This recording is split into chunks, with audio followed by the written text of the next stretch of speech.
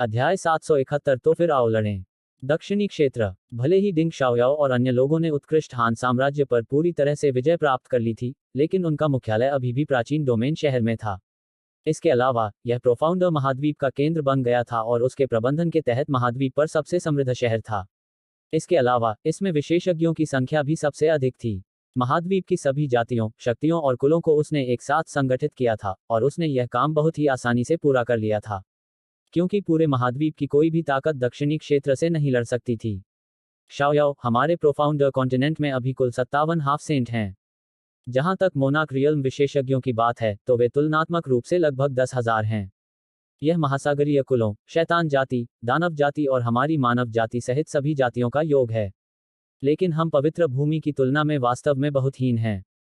शहर के एक कमरे में अनबेरू ने अपने हाथ में रखी पुस्तक को नीचे रखा और कहा, यदि यह तथ्य न होता कि पवित्र भूमि के सदस्य आसानी से यहाँ नहीं आ सकते, तो हम उनका विरोध बिल्कुल भी नहीं कर पाते। दिंग शाओयाओ अनबेरू के सामने बैठा था, लेकिन दिंग शाओयाओ ने कुछ नहीं कहा और इसलिए कमरे में सन्नाटा छा गया। काफी समय बीतने के बाद दिंग शाओयाओ ने अचानक कहा, मैं काफी अनिश्चित महसूस कर रहा हूँ। भविष्य के बारे में? अनबेरू ने पूछा। दिंग शाओयाओ ने सिर हिलाया और कहा, पवित्र भूमि, विद्रोही प्रगाढ़ लोग और बाहरी स्वर्ग। पवित्र भूमि पहले से ही हमारे दुश्मन हैं और अगर उन्हें मौका मिला तो वे निश्चित रूप से हमें नष्ट कर देंगे। विद्रोही प्रगाढ़ लोगों के लिए वे जंगली और घमंडी लोगों का एक समूह हैं। यह बहुत संभावना है कि वे सील से बाहर निकलने के बाद हमारे दुश्मन बन जाएंगे, क्योंकि हम सबसे कमजोर हैं और हमें धमकाना सबसे आसान है। बाहरी स्वर्ग के लिए भले ही हम अंत तक जीवित रहने में सक्षम हो, हम बाहरी स्वर्ग से कैसे लड़ेंगे? एनबिरू भी चुप हो गए। वे दूसरों से कहीं ज्यादा जानते थे, इसलिए वे प्रोफाउंडर कॉन्टिनेंट की स्थिति से बहुत अच्छी तरह वाकिफ थे। इसे एक निराशाजनक स्थिति कहा जा सकता है। हालांकि अब उनके पास शांति का दौर था, लेकिन वे अच्छी तरह जानते थे कि एक तूफान आने वाला था और उन्हें नहीं पता था कि प्रोफाउंडर कॉन्टिनेंट का क्या हश्र होगा। थोड़ी देर बाद दिंग शाओयाओ ने अचानक अपना सिर हिलाया और मुस्कुराए। वास्तव में हमें ऐसी सिरदर्द पैदा करने वाली चीजों के बारे में क्यों चिंता करनी चाहिए? बस यांग ये को इसके बारे में सोचने दें। हमें जो करना है वह है अपना सर्वश्रेष्ठ प्रदर्शन करना और उसके साथ रहना। अगर वह जीवित रहने का रास्ता बनाता है तो हम सभी जीवित रहेंगे, अगर वह मृत्यु का रास्ता बनाता है तो हम बस एक साथ मर जाएंगे। संक्षेप में, सबसे खराब संभावित परिदृश्य सिर्फ मौत है। एनबिरू ने अपना सिर हिलाया और हंसते हुए कहा, यह आपकी आशावादी सोच है। इसमें कोई मदद नहीं की जा सकती। अगर मैं ऐसा नहीं करता तो मैं खुद पर दुख ला रहा हूँ। दिंग शाओयाओ ने आगे कहा, ठीक है, क्या आपको लगता है कि वह आदमी यांग ये सम्राट क्षेत्र में पहुंच गया है? एनबिरू ने कहा, एन नानजिंग ने इसे प्राप्त कर लिया है, इसलिए यह सोचने का कोई कारण नहीं है कि उन्होंने इसे प्राप्त नहीं किया है। मुझे डर है कि भविष्य में केवल एन नानजिंग ही उसका मुकाबला कर पाएगी। दिंग शाओयाओ की आवाज में भावनाओं का एक अवर्णनीय निशान था जब उसने ये शब्द कहे। अनबिरू चुप हो गया। काफी समय बीतने के बाद दिंग शाओयाओ ने एक बार फिर कहा, ठीक है, लू वान एर के साथ वास्तव में क्या हो रहा है? यह सुनकर एनबिरू की आंखों में गंभीरता की एक झलक दिखाई दी और उसने कहा, यांग ये ने उसे महान हान साम्राज्य से बचाया था। वह शुरुआत में बहुत साधारण थी, लेकिन तलवार संप्रदाय में शामिल होने पर उसने तलवार दाव में एक बेहद भयानक प्राकृतिक प्रतिभा का प्रदर्शन किया। वह तलवार संप्रदाय में विशाल तलवार के सामने एक दिन तक खड़ी रही, जिस पर यांग ये ने अपनी तलवार की नीयत छोड़ी थी और फिर अगले दिन उसने तलवार की नीयत को समझ लिया। सबसे भयानक बात यह है कि वह अब तलवार की नीयत के 7वें स्तर पर पहुंच चुकी है। दिंग शाओयाओ की पलकें झपक गईं। उसने इतने कम समय में 7वां स्तर प्राप्त कर लिया। यह गति यांग ये से 2 गुना अधिक है। दिंग शाओयाओ ने एक पल के लिए गहराई से सोचा और कहा, इसका कोई मतलब नहीं है। एल्डर म्यू ने क्या कहा? एक प्रतिभाशाली महिला को तलवार दाव में जन्म से ही प्रतिभा मिली हुई है। एनबिरू ने गंभीरता से कहा, एल्डर लू ने भी यही कहा था। हालांकि एल्डर लू ने कहा कि उसके पास किसी तरह की शून्य तलवार काया है। मुझे नहीं पता कि यह क्या है। किसी भी मामले में उसकी काया तलवार की खेती करने के लिए बनी थी। दिंग शाओयाओ ने कहा, कोई बात नहीं, यह अच्छी बात है। हमें उसके साथ अच्छा व्यवहार करना चाहिए और जब उसकी साधना की बात आती है तो उसकी सभी जरूरतों को पूरा करना चाहिए। चूंकि हम युद्ध में उसकी मदद नहीं कर सकते, इसलिए हमें उसके लिए कुछ मजबूत मदद बनाने के लिए हर संभव कोशिश करनी होगी। टकराना। अचानक शहर के ऊपर आसमान में गड़गड़ाहट की तेज आवाज गूंज उठी। एनबिरू और दिंग शाओयाओ के चेहरे पर उदासी छा गई। इस बीच एल्डर म्यू की आवाज गूंजी, हाफ सेंट दायरे के नीचे रहने वाले शहर में ही रहें। इस बार अनबिरू और दिंग शाओयाओ की आंखों में आश्चर्य भर गया। शहर के ऊपर आसमान में अचानक एक नीला भंवर दिखाई दिया। यह भंवर बहुत बड़ा था और लगभग 1 किलोमीटर चौड़ा और लंबा था। एल्दम्यू, लुयान और प्रोफाउंडर महाद्वीप के अन्य अर्ध संत शहर के ऊपर आकाश में दिखाई दिए। कोई व्यक्ति जबरदस्ती एक स्थानिक मार्ग बना रहा है। लुयान की आंखों में एक गंभीर भाव था क्योंकि वह नीले भंवर को देख रहा था। उसने कहा, उस व्यक्ति की ताकत अभी मेरी ताकत से ज्यादा है। यहाँ उपस्थित सभी लोगों के चेहरे पर गंभीरता छा गई। एल्दम्यू ने पूछा, क्या यह पवित्र भूमि है? लुयान ने सिर हिलाया और कहा, ऐसा होना चाहिए। ऐसा लगता है कि पवित्र भूमि विद्रोही प्रगाढ़वादियों के उभरने से पहले ही हमसे निपटने का इरादा रखती है। उनकी साधनाएं दबाई नहीं जाएंगी क्योंकि उन्हें एक स्थानिक मार्ग से टेलीपोर्ट किया गया है। ऐसा लगता है कि हम मुश्किल में हैं। हम हमेशा की तरह उनसे लड़ेंगे। एल्दम्यू ने धीमी आवाज में कहा। अन्य अर्ध संतों ने जब यह सुना तो हमला करने का इरादा किया, लेकिन एल्दम्यू ने उन्हें रोक दिया। आप सभी इतने मजबूत नहीं हैं कि अपने हमलों को स्थानिक मार्ग में प्रवेश करने दें।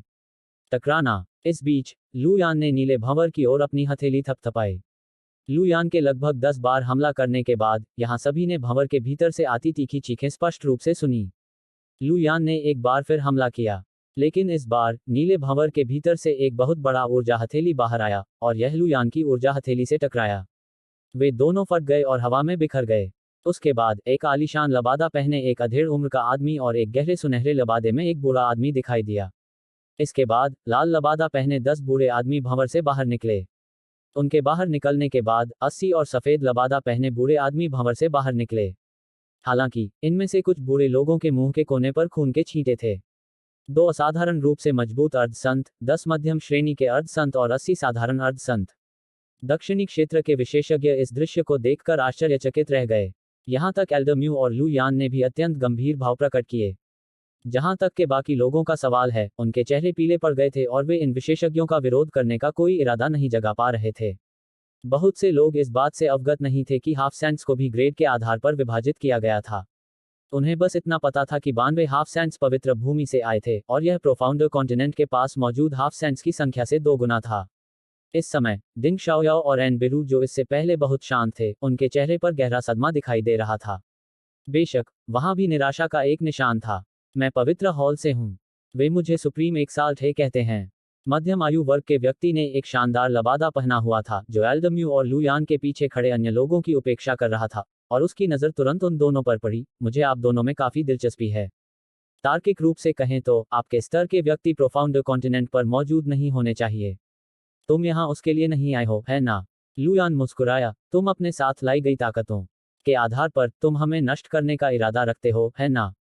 सर्वोच्च उत्कर्ष। उसने अपना सिर हिलाया और कहा, स्वर्ग दयालु है और मेरी पवित्र भूमि भी दयालु है। मैं तुम दोनों को और तुम्हारे पीछे के सभी लोगों को एक मौका दूंगा। मेरी पवित्र भूमि पर आओ। जब तक तुम सहमत हो, हम तुरंत दोस्त बन जाएंगे। अगर तुम मना करते हो तो मुझे खेद है। प्रोफाउंडर कॉन्टिनेंट के सभी अर्ध संत मर जाएंगे। आप चाहते हैं कि हम पवित्र भूमि का पक्ष लें? लुयान मुस्कुराया और कहा, मैं यह निर्णय नहीं ले सकता। लेकिन मेरा विश्वास करो, मुझे यकीन है कि एल्दम्यू और मैं अपनी जान तक लड़ेंगे और आप अपने साथ लाए गए विशेषज्ञों में से आधे को खो देंगे। मैं तुम पर विश्वास करता हूं। अधेड़ उम्र के व्यक्ति ने कहा, हालांकि अगर हम भविष्य की सभी परेशानियों को खत्म करने में सक्षम हैं, तो मेरी पवित्र भूमि इतनी कीमत चुका सकती है। बेशक हम ऐसा नहीं करना चाहते जब तक कि हमारे पास कोई और विकल्प न हो। तो क्या तुम सच में मेरे प्रस्ताव पर विचार नहीं करोगे? तुम्हें समझना चाहिए कि हमारे पास केवल विद्रोही डीपफॉगर्स को मारकर बचने का मौका होगा। अगर तुम हमारे साथ सेना में शामिल नहीं होते, तो प्रोफाउंडर कॉन्टिनेंट के पास जो थोड़ी सी ताकत है, वह तुम्हारे बचने की गारंटी नहीं दे पाएगी, भले ही हम तुम्हें नष्ट न करें। लुयान ने एल्दम्यू को देखा। बाद वाले ने कहा, आपके समूह की ताकत वास्तव में प्रोफाउंडर महाद्वीप के सभी आधे संतों का सफाया करने के लिए पर्याप्त है, और ऐसा लगता है कि बचने का एकमात्र तरीका पवित्र भूमि का पक्ष लेना होगा। वास्तव में हमें विद्रोही प्रोफाउंडर के साथ पवित्र भूमि से लड़ने या विद्रोही प्रोफाउंडर के साथ पवित्र भूमि से लड़ने में कोई आपत्ति नहीं है। आप क्या कहना चाह रहे हैं? सुप्रीम एक साल थे ने पूछा। एल्दम्यू मुस्कुराए, केवल यांग ये ही प्रोफाउंडर कॉन्टिनेंट में निर्णय ले सकते हैं। अगर वह आपके पवित्र भूमि के साथ सहयोगी बनने के लिए तैयार है, तो हम सहयोगी होंगे, लेकिन अगर वह नहीं है, तो मुझे खेद है। हमारे पास आपसे मौत तक लड़ने के अलावा कोई विकल्प नहीं होगा। क्यों? सुप्रीम एक साल ने धीमी आवाज में कहा, वह केवल सम्राट क्षेत्र में है। भले ही तलवार दाव में उसकी प्राकृतिक प्रतिभा असाधारण हो, लेकिन यह आप दोनों को उसके अधीन करने के लिए पर्याप्त नहीं है ना? एल्दम्यू ने कहा, आप कहते हैं कि बचने का एकमात्र तरीका विद्रोही डीपफर्थस को मारना है। लेकिन मेरी राय में बचने का एकमात्र तरीका यांग ये का अनुसरण करना है। जहां तक आपने हमें कुचलने में सक्षम होने के बारे में जो कहा, मुझे उस पर बिल्कुल भी संदेह नहीं है। लेकिन यह ठीक है, अगर हम गिर भी गए तो भी ठीक है। आखिरकार यह हमारी अपनी पसंद है और यह एक जुआ है जो हमने खेला है। यांग ये को अब तक मर जाना चाहिए था। सुप्रीम एक साल्ट उन्होंने कहा, वह नेदरमैडन का मुकाबला नहीं कर सकता। ऐसा जरूरी नहीं है। अचानक एक आवाज गूंजी। सुप्रीम एक साल्ट उसने क्षितिज की ओर देखते हुए अपनी अभिव्यक्ति को थोड़ा बदल दिया। आकाश में प्रकाश की एक किरण चमकी और कुछ ही देर में यांग ये सबके सामने प्रकट हो गया। आप अभी भी जीवित हैं। सुप्रीम एक साल्ट उसका चेहरा थोड़ा उदास हो गया, यह असंभव है। यांग ये ने कहा, यह बिल्कुल भी असंभव नहीं है। अब मैं आपको बताता हूं कि मैं क्या सोचता हूं। हम पवित्र भूमि का पक्ष नहीं लेंगे, लेकिन हम अब से पवित्र भूमि से दूर रह सकते हैं। हमें नाराज मत करो और हम तुम्हें नाराज नहीं करेंगे। हमारे साथ ऐसी बातें करने का तुम्हें क्या अधिकार है? यह परमपिता परमात्मा के बगल में बैठा बूढ़ा आदमी था जिसने यांग ये को बीच में टोका। तो फिर चलो लड़ते हैं। यांग ये ने बूढ़े आदमी की आंखों में देखा और उसकी आवाज दृढ़ और तीखी ठंडी थी। अध्याय 772 मैं तलवार में आपसे प्रतिस्पर्धा करना चाहता हूं। तुम। गहरे सुनहरे रंग के लबादे में बूढ़ा आदमी ठहाके लगाकर हंसा। उसने अपना दाहिना हाथ उठाया और यांग ये और अन्य लोगों की ओर पंजे से वार किया। यांग ये और अन्य लोगों को इससे कोई नुकसान नहीं हुआ, लेकिन प्राचीन डोमेन शहर में कई इमारतें एक पल में ढह गईं। इसके अलावा शहर के चारों ओर की दीवारें तुरंत ही बारूद में बदल गईं। इसके अलावा शहर के चारों ओर की जमीन लगातार ढह रही थी। हालांकि शहर में एक भी व्यक्ति नहीं मरा। बूढ़े आदमी ने कहा, अगर हम चाहें तो तुम्हारे छोटे से प्राचीन डोमेन शहर की बात तो छोड़िए, हम पूरे महाद्वीप को भी नष्ट कर सकते हैं। क्या यह बहुत आश्चर्यजनक है? यांग ये ने अपनी हथेली घुमाई और दमन का पत्थर उसकी मुट्ठी में दिखाई दिया। जैसे ही ऐसा हुआ, एक शक्तिशाली और रहस्यमयी शक्ति ने आसपास के वातावरण को घेर लिया और पवित्र भूमि के सभी विशेषज्ञों की ताकत एक क्षेत्र द्वारा दबा दी गई। उसी समय यांग ये के पीछे 21 अर्धसंत कठपुतलियां प्रकट हुईं। अब यांग यी के पक्ष में 72 हाफ सेंट्स थे। हालांकि यह अभी भी हॉलोव ग्राउंड्स की सेना से कम था, लेकिन उनकी गुणवत्ता हॉलोव ग्राउंड से कहीं ज्यादा थी। आखिरकार हॉलोव ग्राउंड्स के हाफ सेंट्स को दबा दिया गया था। हमारे पवित्र हॉल की सबसे बड़ी गलती दमन के पत्थर को आपके हाथों में पड़ने देना था। सुप्रीम एक साल्ट ने यांग ये की आंखों में देखा। भले ही उसकी साधना दबा दी गई थी, फिर भी उसका चेहरा बेहद शांत था। हालांकि क्या आपको लगता है कि आप हमें सिर्फ इसलिए कुचल सकते हैं क्योंकि आपके पास दमन का पत्थर है? यहाँ हर एक व्यक्ति पवित्र हॉल का एक कुलीन वर्ग है। मेरा विश्वास करो, भले ही उनकी साधना दबा दी गई हो, उनमें से हर एक आपके पक्ष के अर्धसंतों से कमजोर नहीं है। मुझे पता है, यांग ये ने उत्तर दिया। हालांकि हमें आपकी 90% सेना को मारने की अपनी क्षमता पर पूरा भरोसा है। इसके अलावा एक बार जब मैं और अन्य अर्धसंत मर जाते हैं, तो मेरे गुरु और वरिष्ठ लू यान प्रोफाउंडर महाद्वीप को छोड़ देंगे और दमन के पत्थर के साथ पवित्र भूमि की ओर बढ़ेंगे। हम यहाँ मरने वाले हर एक व्यक्ति के लिए पवित्र भूमि को 100 गुना भुगतान करवाएंगे। इसके अलावा मुझे यकीन है कि आप जानते हैं कि मैं नामहीन शहर की उस छोटी लड़की से परिचित हूँ। उस समय भले ही उनकी संयुक्त सेना आपके पवित्र भूमि को नष्ट करने में असमर्थ हो, लेकिन इसे अपंग करने के लिए पर्याप्त होना चाहिए। एक बार ऐसा होने पर हम देखेंगे कि आप सभी विद्रोही प्रोफाउंडर्स से कैसे लड़ते हैं। यह एक अच्छा विचार है। लू यान ने सिर हिलाया। मुझे भी लगता है कि यह बुरा नहीं है। एल्डर म्यू ने कहा, आप हमें धमकी दे रहे हैं? सुप्रीम एक साल्ट ने पूछा। यांग ये ने हॉलोव्ड हॉल के सदस्यों की ओर देखा और कहा, उग्रवादी प्रोफेंडर सील से बाहर निकलने वाले हैं और हम पर विपत्ति आने वाली है। अगर हॉलोव्ड ग्राउंड्स हमसे मौत तक लड़ता है, तो मैं गारंटी देता हूं कि जब विद्रोही प्रोफेंडर्स बाहर आएंगे, तो हम आपको निश्चित रूप से अपंग कर देंगे। मैं विद्रोही प्रोफेंडर्स के साथ गठबंधन नहीं करूंगा, लेकिन मैं हॉलोव्ड ग्राउंड्स के साथ भी गठबंधन नहीं करूंगा। मैं जो चाहता हूं वह बहुत सरल है। मैं चाहता हूं कि हम सभी एक दूसरे से दूर रहें और एक दूसरे के काम में हस्तक्षेप न करें। अगर विद्रोही प्रोफेंडर्स हॉलोव्ड ग्राउंड्स पर हमला करते हैं, तो यह आपकी समस्या है। अगर वे हम पर हमला करते हैं, तो यह हमारी समस्या है। संक्षेप में, जब तक हॉलोव्ड ग्राउंड्स हमारे साथ परेशानी की तलाश में नहीं आता है, तब तक हम परेशानी पैदा करने के लिए हॉलोव्ड ग्राउंड्स की ओर नहीं जाएंगे।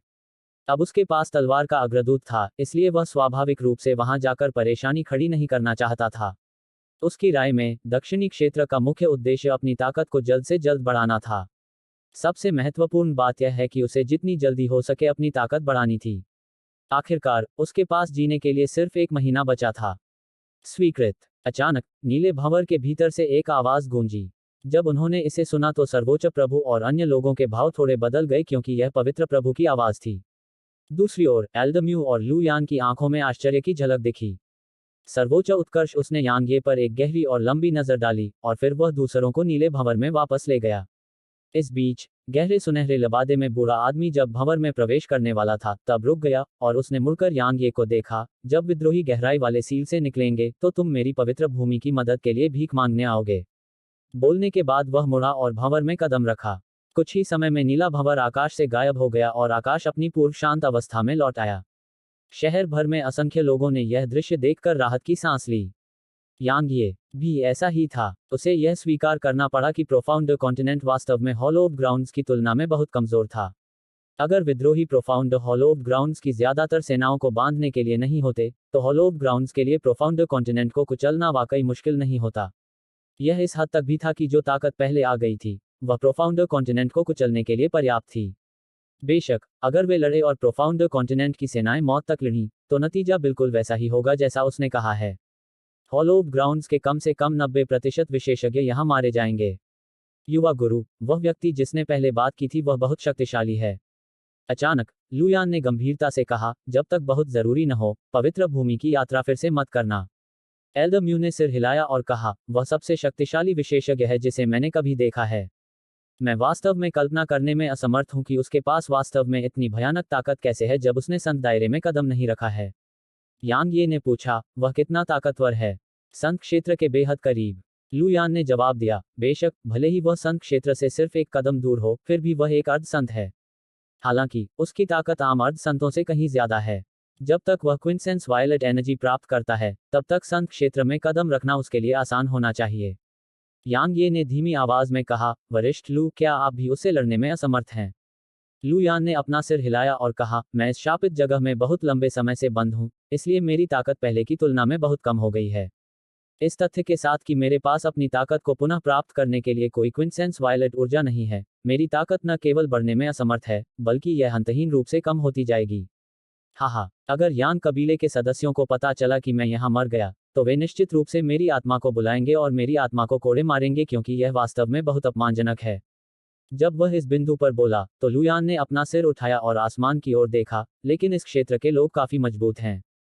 वे वास्तव में उन पागलों को बंद करने में सक्षम थे, और यहाँ तक इस दुनिया को 100,000 वर्षों तक उन्हें फंसाने के लिए पिंजरे के रूप में इस्तेमाल कर सकते थे। युवा मास्टर, यदि आप भविष्य में इस दुनिया को छोड़ने में सक्षम हैं, तो आपको सावधान रहना चाहिए। आखिरकार, यान कबीला वास्तव में यहाँ से बहुत दूर है। क्या हम जा सकेंगे? एल्डर म्यू ने आसमान की ओर देखा और उनकी आंखों में घबराहट की झलक दिखाई दी। मास्टर, मुझ पर भरोसा करो, हम निश्चित रूप से करेंगे। यांगे ने भी आसमान की ओर देखा। वह जानता था कि बहुत ही दुर्जय विशेषज्ञों का एक समूह वहां बहुत ऊपर रहता है, और उनमें से सिर्फ एक विशेषज्ञ भी पूरे महाद्वीप को, जिसमें पवित्र भूमि भी शामिल है, पार करने के लिए पर्याप्त होगा। हालांकि वह अभी भी आश्वस्त था। बाहरी स्वर्ग ने इस दुनिया के लोगों को जाने से रोकने के लिए स्वर्ग पथ बनाया था, क्योंकि वे नहीं चाहते थे कि इस दुनिया के लोगों के पास क्विंसेंस वायलेट एनर्जी हो। क्योंकि जब तक उनके पास क्विंसेंस वायलेट एनर्जी नहीं होगी, तब तक कोई भी संत दायरे में नहीं पहुंच सकता था, और अगर कोई संत दायरे में नहीं पहुंच सकता, तो इस दुनिया में कोई भी उनके लिए खतरा नहीं बन सकता था। कुंजी थी सारगर्भित बैंगनी ऊर्जा, फिर भी वह उसके पास था। यांग यी ने देखा कि जब तक उसकी साधना में सुधार होता रहेगा, तब तक आदिम पैगोडा के भीतर आदिम बैंगनी ऊर्जा बढ़ती रहेगी, और यह तुरंत पैगोडा के प्रथम स्तर की दुनिया में प्रकट होगी। वह इसे महसूस कर सकता था और इसे नियंत्रित भी कर सकता था। इस प्रकार, जब तक वह चाहे, वह पैगोडा के प्रथम स्तर के भीतर आदिम बैंगनी ऊर्जा का उपयोग कर सकता था। लेकिन उसकी हिम्मत नहीं हुई। सबसे पहले, उसकी ताकत अपर्याप्त थी। इसलिए, अगर दूसरों को इस रहस्य के बारे में पता चल जाता, तो चाहे वह हॉलो ऑफ ग्राउंड्स के विशेषज्ञ हों, विद्रोही प्रोफोदा हों या नामहीन शहर, वे निश्चित रूप से उसका पीछा करेंगे। प्रोफाउंड कॉन्टिनेंट की वर्तमान ताकत के आधार पर, यह उनमें से किसी भी ताकत का विरोध नहीं कर सकता था। इसके अलावा, एक बार जब हाफ सैंड्स को पता चला कि उसके पास प्राइमर्डियल वायलेट एनर्जी है, तो शहर के भीतर के हाफ सैंड्स भी शायद उसके खिलाफ कार्रवाई करेंगे। वह अपने पास मौजूद दुर्लभ प्राइमर्डियल वायलेट ऊर्जा का उपयोग एल्डर म्यू और लुयान को संत क्षेत्र प्राप्त करने में मदद करने के लिए करना चाहता था, लेकिन इसमें एक समस्या थी। क्या होगा अगर वे संत क्षेत्र प्राप्त नहीं कर सके? या भले ही वे संत क्षेत्र प्राप्त कर लें और पवित्र भूमि और विद्रोही प्रोफोफस दोनों को कुचल दें, वे स्वर्ग पथ के बारे में क्या करेंगे? क्या एल्डर म्यू, लुयान और करीब 100 हाफ सैंड्स बाहरी स्वर्ग से लड़ सकते थे? यह बिल्कुल असंभव था। आखिरकार, उन सभी वर्षों पहले 10,000 से अधिक संत दायरे के विशेषज्ञों से मिलकर बने विद्रोही प्रगाढ़ लोग भी हार गए थे। इसलिए, वह अपनी आदिम बैंगनी ऊर्जा का उपयोग नहीं कर सका। क्योंकि थोड़ी सी भी गलती पूरे महाद्वीप में विनाश ला सकती थी। शहर के एक हॉल में 2 महीने में विद्रोही डीपफॉर्मर्स सील से बाहर निकलेंगे और तब उनका अमर शरीर गायब हो जाएगा। उस समय पूरा महाद्वीप और यहाँ तक पवित्र भूमि भी युद्ध के मैदान में तब्दील हो जाएगी। मुझे नहीं पता कि पवित्र भूमि हम पर हमला करेगी या नहीं, और मुझे नहीं पता कि विद्रोही डीपफॉर्मर्स सील से बचने के बाद हम पर हमला करेंगे या नहीं। लेकिन मैं एक बात जानता हूँ, भविष्य में केवल मजबूत ही बच पाएंगे और सभी कमजोरों का सफाया हो सकता है।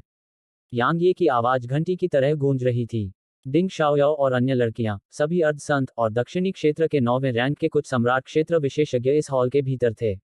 यांग ये की बात सुनते ही उनके चेहरे उदास हो गए।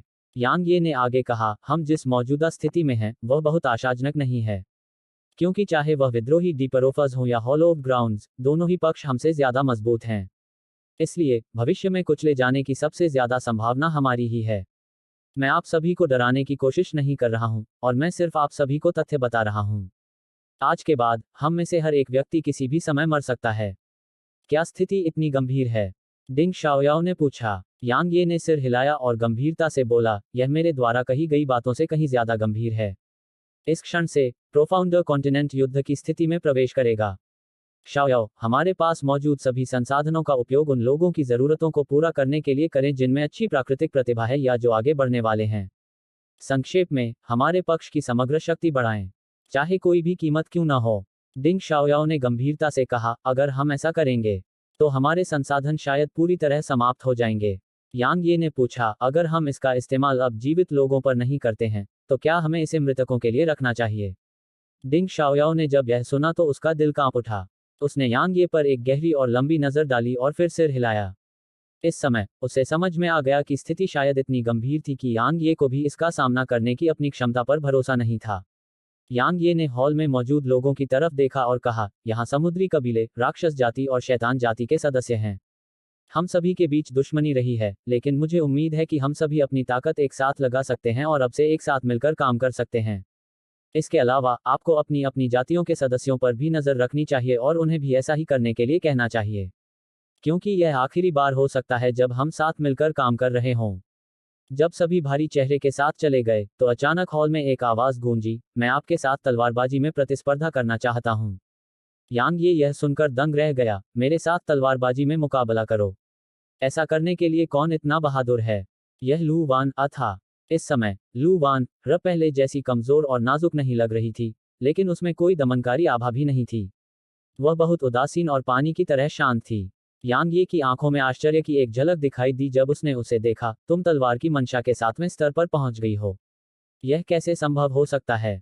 उसे आखिरी बार देखे हुए बस कुछ ही समय हुआ था और वह तब तलवार चलाना भी नहीं जानती थी। फिर भी अब वह तलवार की मंशा के 7वें स्तर पर थी। लू वान र ने सिर हिलाया और कहा, मेरे पास बहुत सी ऐसी चीजें हैं जो मुझे समझ में नहीं आती। अगर हम प्रतिस्पर्धा करें तो मैं शायद उन्हें समझ पाऊं। बड़ी म्यू कहती है कि वह तलवार दाव में एक असाधारण प्रतिभा है। इस बीच डिंग शाओयाओ वहां चली गई। किन शियाओ, शियाओ युक्सी, सुकिंगशी और एन बिरू उसके बगल में थे। इसके अलावा एक सुंदर छोटी लड़की सुकिंगशी के बगल में खड़ी थी। यांग ये की नजर छोटी लड़की पर पड़ी और छोटी लड़की भी उसे देख रही थी। उसकी आंखों में जिज्ञासा की झलक थी और उनमें स्नेह की झलक भी थी। न्यानिक सुए, जैसे ही उसने कहा, यांग ये पहले से ही छोटी लड़की के सामने था और उसने उसे अपनी बाहों में जकड़ लिया। यांग ये की हरकतें काफी कठोर थीं, लेकिन छोटी लड़की डरी नहीं और उसने एक स्पष्ट और मधुर आवाज में कहा, पिताजी, पिताजी। वह डरी नहीं थी, इसका कारण यांग ये के साथ निकटता की स्वाभाविक भावना नहीं थी, बल्कि इसलिए कि सुकिंगशी ने उसे बताया था कि यांग ये उसके पिता हैं। यांग ये की आंखें तुरंत नम हो गईं। हालांकि वह कान से कान तक मुस्कुरा रहा था। पिता बनने का वह एहसास शब्दों में बयां करना असंभव था। भाई, अचानक एक और स्पष्ट और मधुर आवाज गूंजी और फिर यांग ये ने महसूस किया कि एक नाजुक आकृति ने उसे गले लगा लिया है। यह लिटिल याओ था। छोटी जियाओ अब उतनी अपरिपक्व नहीं रही जितनी वह पहले लगती थी और वह अब थोड़ी अधिक परिपक्व हो गई थी। बड़े भाई, तुम आखिरकार वापस आ गए। छोटी याओ सिसकियों से थोड़ा घुट रही थी, लेकिन उसके चेहरे पर मुस्कान थी। चूंकि उनकी मां गुजर चुकी थी, इसलिए उसका बड़ा भाई ही उसके दिल में एकमात्र प्यारा व्यक्ति था। यांग ये ने अपना सिर रगड़ा और फिर उसकी नज़र सुकिंगशी और बाकी लोगों पर पड़ी। उसने कहा, मुझे पता है कि आप सभी इस समय मेरे बारे में निश्चित रूप से चिंतित थे। मैं आप सभी से कोई वादा नहीं कर सकता और मैं इसके लिए माफी नहीं मांगना चाहता। क्योंकि हम सब एक परिवार हैं और यह सब जरूरी नहीं है। मैं तुम्हारे परिवार का हिस्सा नहीं हूँ। ये शब्द दिंग शाओयाओ ने कहे थे। अपने शब्दों को पुष्ट करने के लिए वह एक तरफ चली गई और सू किंगशी और अन्य लोगों के बीच कुछ दूरी बना दी। लेकिन आप तो हैं, यांग न्यानिक्स्यू ने स्पष्ट और मधुर आवाज में कहा, आप हमारे परिवार का हिस्सा हैं। यह सुनकर अन्य लोग मुस्कुराए। डिंग शाओयाओ के मुंह के कोने थोड़े से हिले और वह यांग न्यानिक्सू के पास गई और उसके गाल पर हल्के से चुटकी ली। उसने कहा, छोटी लड़की, मैंने तुम्हें कितनी बार कहा है कि मैं तुम्हारी चाची नहीं हूँ। मैं तुम्हारी चाची हूँ, समझी? क्यों? यांग न्यानिक्स्यू ने डिंग शाओयाओ का हाथ पकड़ लिया और कहा, क्या चाची शाओयाओ को पिताजी पसंद नहीं है? डिंग शाओयाओ की आंखों के कोने हल्के से फड़क उठे, लेकिन उसने एक सौम्य मुस्कान प्रकट की और कहा, किसने कहा कि मैं उसे पसंद करती हूँ? यांग न्यानिक्स्यू ने अपना हाथ उठाया और अपनी उंगलियों से गिनना शुरू कर दिया। माँ, चाची जियाओ, चाची किन, चाची एन, और ये सभी जानते हैं। सू किंगशी और अन्य लोग खुद को हंसने से नहीं रोक पाए, जबकि यांग ये काफी शर्मिंदा था। डिंग शाओयाओ का चेहरा भी लाल हो गया। उसने यांग न्यानिक्सू के गालों को फिर से चुटकी काटी और फिर हॉल से बाहर निकलने से पहले उसने यांगे को गुस्से से घूरा। पिताजी, क्या मैंने कुछ गलत कहा? आंटी डिंग दुखी लग रही थी। यांग न्यानिक्स्यू को काफी दुख हुआ। यांग ये जोर से हंसा और फिर उसने यांग न्यानिक्सुए के माथे को चूमा और कहा, ओह तुम। अगले दिनों में प्रोफाउंडर कॉन्टिनेंट के सभी प्रोफेंडर्स को डिंग शाओयाओ के प्रबंधन के तहत सैनिकों में बदल दिया गया। बेशक हाफ सेंस के अलावा बाकी सभी लोग सिर्फ तोप का चारा थे, चाहे वे कितने भी हों। हालांकि यांग ये और डिंग शाओयाओ का उद्देश्य उन्हें विद्रोही प्रोफेंडर्स और हॉलोव ग्राउंड्स के खिलाफ लड़ना नहीं था। वे बस चाहते थे कि हर कोई उस खतरे को महसूस करे जो आ रहा था। केवल खतरे को महसूस करके और उस भारी दबाव को सहकर ही बहुत से लोग कड़ी मेहनत करते हैं और मजबूत बनने के लिए हर संभव प्रयास करते हैं। जीवन और मृत्यु के क्षण में कई लोगों की क्षमता को अंतहीन रूप से उत्तेजित किया जा सकता है। यांग ये ने खुद को 10 दिन का आराम दिया। उसने उन 10 दिनों में कोई साधना नहीं की और उसने शहर के अंदर के मामलों पर कोई ध्यान नहीं दिया। उसने अपना सारा समय यांग न्यानिक्सू, सू किंगशी और अपनी सभी पत्नियों के साथ बिताया। यांग ये को उन सभी के प्रति काफी अपराध बोध महसूस हुआ। आखिरकार वह अपना ज्यादातर समय साधना या कुछ न कुछ करने में बिताता था। वह उनके साथ जितना समय बिताता था, वह वास्तव में उसकी उंगलियों से भी कम हो सकता था। इसके अलावा वह बहुत स्पष्ट रूप से जानता था कि वे निश्चित रूप से इस अवधि के दौरान उसके बारे में बहुत चिंतित थे जब वह पवित्र भूमि पर गया था। लेकिन इसमें कुछ नहीं किया जा सकता था, क्योंकि अगर वह कड़ी मेहनत नहीं करेगा तो केवल मौत ही उसका इंतजार कर रही होगी। एक दिन सुबह सुबह यांग ये सिटी गवर्नर एस्टेट के पिछवाड़े में यांग न्यानिक्सुए के साथ खेल रहा था, जब लू वान र अचानक उसके सामने आ गई। चलो तलवारबाजी में प्रतिस्पर्धा करते हैं। उसने उसे घूर कर देखा और अपनी सांस बिल्कुल भी बर्बाद नहीं की। यांग ये को जब भी देखा तो उसके सिर में दर्द होने लगा। जिस दिन से उसने उसे देखा था, वह हर दिन उससे तलवारबाजी में प्रतिस्पर्धा करने के लिए कह रही थी। बेशक उसके लिए उसका मुकाबला करना स्वाभाविक रूप से असंभव था। मुख्य समस्या यह थी कि जैसे ही उसे कोई नई उपलब्धि मिलती, वह तुरंत उसे ढूंढ लेती, चाहे रात कितनी भी हो। यांग ये बेशक उसे मना कर सकता था, लेकिन उसने ऐसा नहीं किया, क्योंकि लू वान र की तलवार दाव में प्राकृतिक प्रतिभा ने उसे वास्तव में चौंका दिया था। 5 दिन से भी कम समय बीता था, फिर भी उसने वास्तव में 7वें से 8वें स्तर की तलवार की मंशा हासिल कर ली थी। यहाँ तक वह भी इतनी तेजी से उन्नति का सामना करते हुए शर्मिंदा महसूस करने से खुद को नहीं रोक सका। यांग ये ने अपने सामने की कुर्सी की ओर इशारा करते हुए कहा, वानर, पहले बैठो। वह बैठी नहीं रही, बस उसे देखती रही। यांग ये ने अपना सिर हिलाया और कहा, मैं तुम्हें बैठने के लिए नहीं कह रहा हूं ताकि मैं बकवास कर सकूं। मैं तुमसे तलवार के बारे में बात करने जा रहा हूं। वह तुरंत बैठ गई। यांग ये ने कहा, क्या तुम मुझे बता सकते हो कि तुम्हारी तलवार चलाने की नीयत इतनी जल्दी कैसे सुधर गई? इसके अलावा तुम आमतौर पर सिर्फ एक बार कोशिश करने के बाद ही तलवार चलाने की तकनीक सीख लेते हो, पहली कोशिश में ही उसमें कुशल बन जाते हो और तीसरी कोशिश में उसका सार समझ लेते हो। मैं इसके बारे में वाकई उत्सुक हूँ। वाकई उत्सुक हूँ। लू वान र बहुत देर तक चुप रही, फिर उसने कहा, मुझे नहीं पता। मुझे बस इतना पता है कि मुझे तलवारों के साथ एक अजीब सी निकटता का एहसास होता है। मुझे तो यह भी लगता है कि मैं तलवारों से संवाद कर सकती हूँ।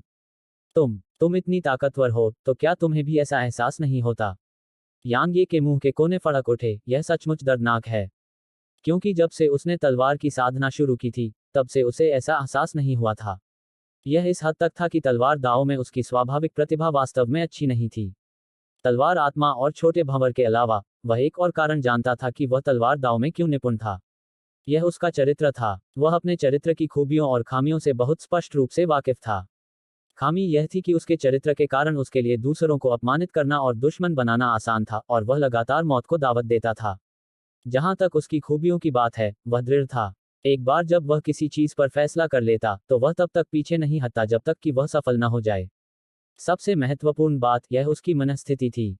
जब वह कुछ करता था, तो वह खुद को कभी भी पछतावा या भावनात्मक बोझ महसूस नहीं करने देता था। अगर उसे लड़ना होता तो वह लड़ता, अगर उसे मारना होता तो वह मार देता। सरल शब्दों में कहें तो उसने अपने दिल की बात साफ साफ देख ली थी और उसे यह पता चल गया था। अंत में उसने उसके अनुसार काम किया। हर एक व्यक्ति के दिल में एक राक्षस था। हालांकि वह राक्षस आमतौर पर सभी प्रकार के बाहरी कारकों के कारण दबा हुआ अवस्था में था। या शायद यह कहा जा सकता है कि कुछ लोग यह स्वीकार नहीं करते कि उनके दिल में ऐसा राक्षस है। दूसरी ओर, अगर कुछ लोग यह स्वीकार भी करते हैं कि उनके दिल में ऐसा राक्षस मौजूद है, तो वे सभी प्रकार के बाहरी कारकों के कारण इसे दबा देते हैं। ऐसा नहीं था कि उन्हें डर था कि यदि उन्होंने उस राक्षस को छोड़ दिया तो वे दूसरों को नुकसान पहुंचा देंगे, बल्कि उन्हें डर था कि उसे छोड़ने से वे स्वयं पर विपत्ति ले आएंगे। इसलिए जब भी अन्याय का सामना होता है, तो ज्यादातर लोग धैर्य से काम लेते हैं। वे अन्याय से बचते हैं और उससे दूर भागते हैं। समय बीतने के साथ ऐसे लोग हिम्मत हार जाते हैं और अपनी कमजोरी और नरमी के लिए तरह तरह के बहाने बनाते हैं। दरअसल दुनिया में जो लोग वास्तव में ताकतवर थे, वे आमतौर पर कम प्रोफाइल रखते थे। जब किसी के पास ताकत होती थी, तो कमजोरों के प्रति सहनशीलता दिखाना एक अच्छी मानसिक स्थिति मानी जाती थी। हालांकि जब कोई किसी मजबूत अस्तित्व का सामना करता है और फिर भी सहनशीलता दिखाता है, तो यह एक अच्छी मानसिक स्थिति नहीं थी, यह कमजोरी थी। इसलिए दुनिया में बहुत से लोग कमजोरों को धमकाते थे और ताकतवरों से डरते थे। क्यों? क्योंकि कमजोर लोगों को धमकाना आसान होता है। यांग यी ने उस सिद्धांत को बहुत पहले ही समझ लिया था, इसलिए उसने सहनशीलता बरतने से पूरी तरह इनकार कर दिया। यदि आप मुझे धमकाना चाहते हैं, मेरे साथ विश्वासघात करना चाहते हैं, या मुझे नुकसान पहुंचाना चाहते हैं, तो मैं इसे 10 गुना, 100 गुना या 1000 गुना चुकाऊंगा। परोपकार एक ऐसी चीज है जिसका इस्तेमाल लोगों पर किया जाना चाहिए, लेकिन इस दुनिया में बहुत से लोग इंसान नहीं माने जा सकते। तलवार दाव के कई प्रकार थे। उसने वध का मार्ग अपनाया और अन्याय को दूर करने के लिए उसने हत्या की। दूसरी ओर, लू वान आ के पास स्पष्ट रूप से स्वयं का तलवार दाव नहीं था, फिर भी तलवार की मंशा और तलवार की तकनीक में सुधार की उसकी दर उससे भी आगे निकल गई थी। उसके साथ लंबी बातचीत के बाद यांग ये को और भी गहरी समझ मिली कि उसकी प्राकृतिक प्रतिभा कितनी भयानक थी। क्योंकि जब उसने तलवार दाव के बारे में कुछ सवाल पूछे, तो उसे केवल शुरुआत की व्याख्या करनी थी, और फिर वह व्यावहारिक रूप से बाकी सब समझ जाएगी। इसके अलावा वह कुछ अनोखे सवाल और विचार भी उठा पाए। यांग ये ने बहुत देर तक चुपचाप उसे देखा। शुरुआत में लू वान र अभी भी बहुत उदासीन थी, लेकिन जल्द ही उसे काफी असहज महसूस होने लगा। वह उसकी नजरों से बचने लगी और उसकी नजरों से नजर मिलाने की हिम्मत नहीं जुटा पाई। इस तरह बहुत समय बीत गया। जब लू वान र उसकी नजरों को बर्दाश्त करने में असमर्थ होने वाली थी, यांगे ने एक स्थानिक अंगूठी निकाली और उसे उसके सामने रख दिया। उसने कहा, एक वरिष्ठ व्यक्ति के तलवार दाव की विरासत इस अंगूठी में है। मुझे लगता है कि अगर तुम भी उसकी तलवार दाव की विरासत पाने के योग्य नहीं हो, तो शायद इस दुनिया में कोई भी ऐसा नहीं है जो इसके योग्य हो। इसमें कुछ चीजें भी हैं जो उसने तुम्हारे लिए छोड़ी हैं। मैंने इसकी सामग्री नहीं देखी है। अब यह सब तुम्हारा है। उसने पूछा, क्या वह सीनियर बहुत ताकतवर था? यांग ये ने सिर हिलाया और कहा, बहुत मजबूत, बेहद मजबूत। लू वान र ने सिर हिलाया और फिर उसने अंगूठी ले ली। वह अच्छी तरह जानती थी कि चूंकि यांग ये ने कहा था कि सीनियर तलवार दाव में बेहद मजबूत था, तो वह सीनियर वाकई बेहद मजबूत था। डॉट डॉट डॉट अपने 10 दिनों के विश्राम के बाद यांगी ने पागलों की तरह साधना शुरू कर दी, और 20 दिनों की पागल साधना के बाद उसने सम्राट क्षेत्र का 5वां पद प्राप्त कर लिया। इस बीच प्रोफाउंड महाद्वीप पर संकट आ गया था, क्योंकि वह भयानक व्यक्ति ड्रैगन रेस के स्वर्गीय बिजली पूल के नीचे फंस गया है। वह व्यक्ति मुहर से उभरा नहीं था, लेकिन उसके द्वारा उत्सर्जित आभा ने ड्रैगन जाति के पूरे क्षेत्र को नष्ट कर दिया। दानव क्षेत्र, बिजली के कुंड के अलावा ड्रैगन जाति के इलाके में सब कुछ खत्म हो गया था।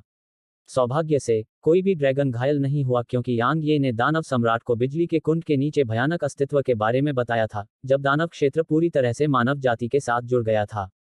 इसलिए ड्रैगन जाति के ड्रैगन बहुत समय पहले अपने क्षेत्र से वापस चले गए थे।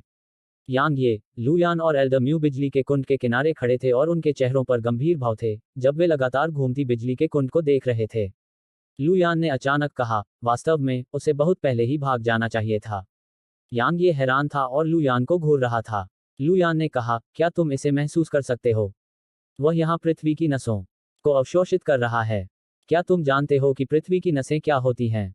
यह आध्यात्मिक ऊर्जा की तरह ही ऊर्जा का एक रूप है। कुछ पृथ्वी की नसें आध्यात्मिक ऊर्जा से कमतर होती हैं, लेकिन कुछ ऐसी भी होती हैं जो आध्यात्मिक ऊर्जा से अनगिनत गुना बेहतर होती हैं। मैंने इस क्षेत्र को स्कैन किया है। यहाँ की पृथ्वी की नस आध्यात्मिक ऊर्जा से कहीं ज्यादा शुद्ध है, लेकिन यह सूखने के कगार पर है। वह कितना ताकतवर है, यांग ये को सबसे ज्यादा इसी बात की चिंता थी। चूंकि यह व्यक्ति प्रोफाउंड कॉन्टिनेंट पर था, इसलिए थोड़ी सी भी दुर्घटना महाद्वीप में अराजकता ला सकती थी। मुझे नहीं पता, लू यान ने आगे कहा, लेकिन वर्तमान स्थिति के आधार पर वह बिल्कुल भी कमजोर नहीं है। यांग ये ने सिर हिलाया। दरअसल वह जानता था, क्योंकि ड्रैगन रेस ने इतने सालों पहले उस आदमी को सील करने के लिए कुछ भी नहीं किया था, इसलिए उसके लिए कमजोर होना असंभव था। लेकिन इससे उसे कोई फर्क नहीं पड़ा। आखिर संतों के बिना दुनिया में वह आदमी कितना मजबूत हो सकता है। चलो पहले उससे बात करते हैं। अगर हम वाकई किसी समझौते पर नहीं पहुंच पाते तो हम उसे खत्म कर देंगे, लू यान ने सपाट लहजे में कहा। यांग ये ने सिर हिलाया। उनके पास लू यान, एल्दम्यू, दमन का पत्थर और 21 अर्धसंत कठपुतलियां थीं। इसके अलावा उनमें से 2 कठपुतलियां मध्यम श्रेणी की अर्धसंत थीं। अगर ऐसी ताकत एक भी व्यक्ति को नहीं हरा सकती जो संत क्षेत्र में नहीं था, तो वे वास्तव में असफल होंगे। इस समय बिजली का पूल उबलते पानी की तरह लग रहा था और उसमें लगातार बुलबुले उठ रहे थे। उसी समय पूल के आसपास की जमीन भी हिलने लगी थी। कुछ ही क्षण बीते थे कि अचानक पूल के नीचे से काली ऊर्जा की अनगिनत किस्में बाहर निकल आईं और कुछ ही देर में पूरा बिजली का पूल काली ऊर्जा से घिर गया। लगता है यह आदमी कोई राक्षस है, लू यान ने कहा। राक्षस होने में क्या बुराई है? मैं राक्षस बनने को तैयार हूं।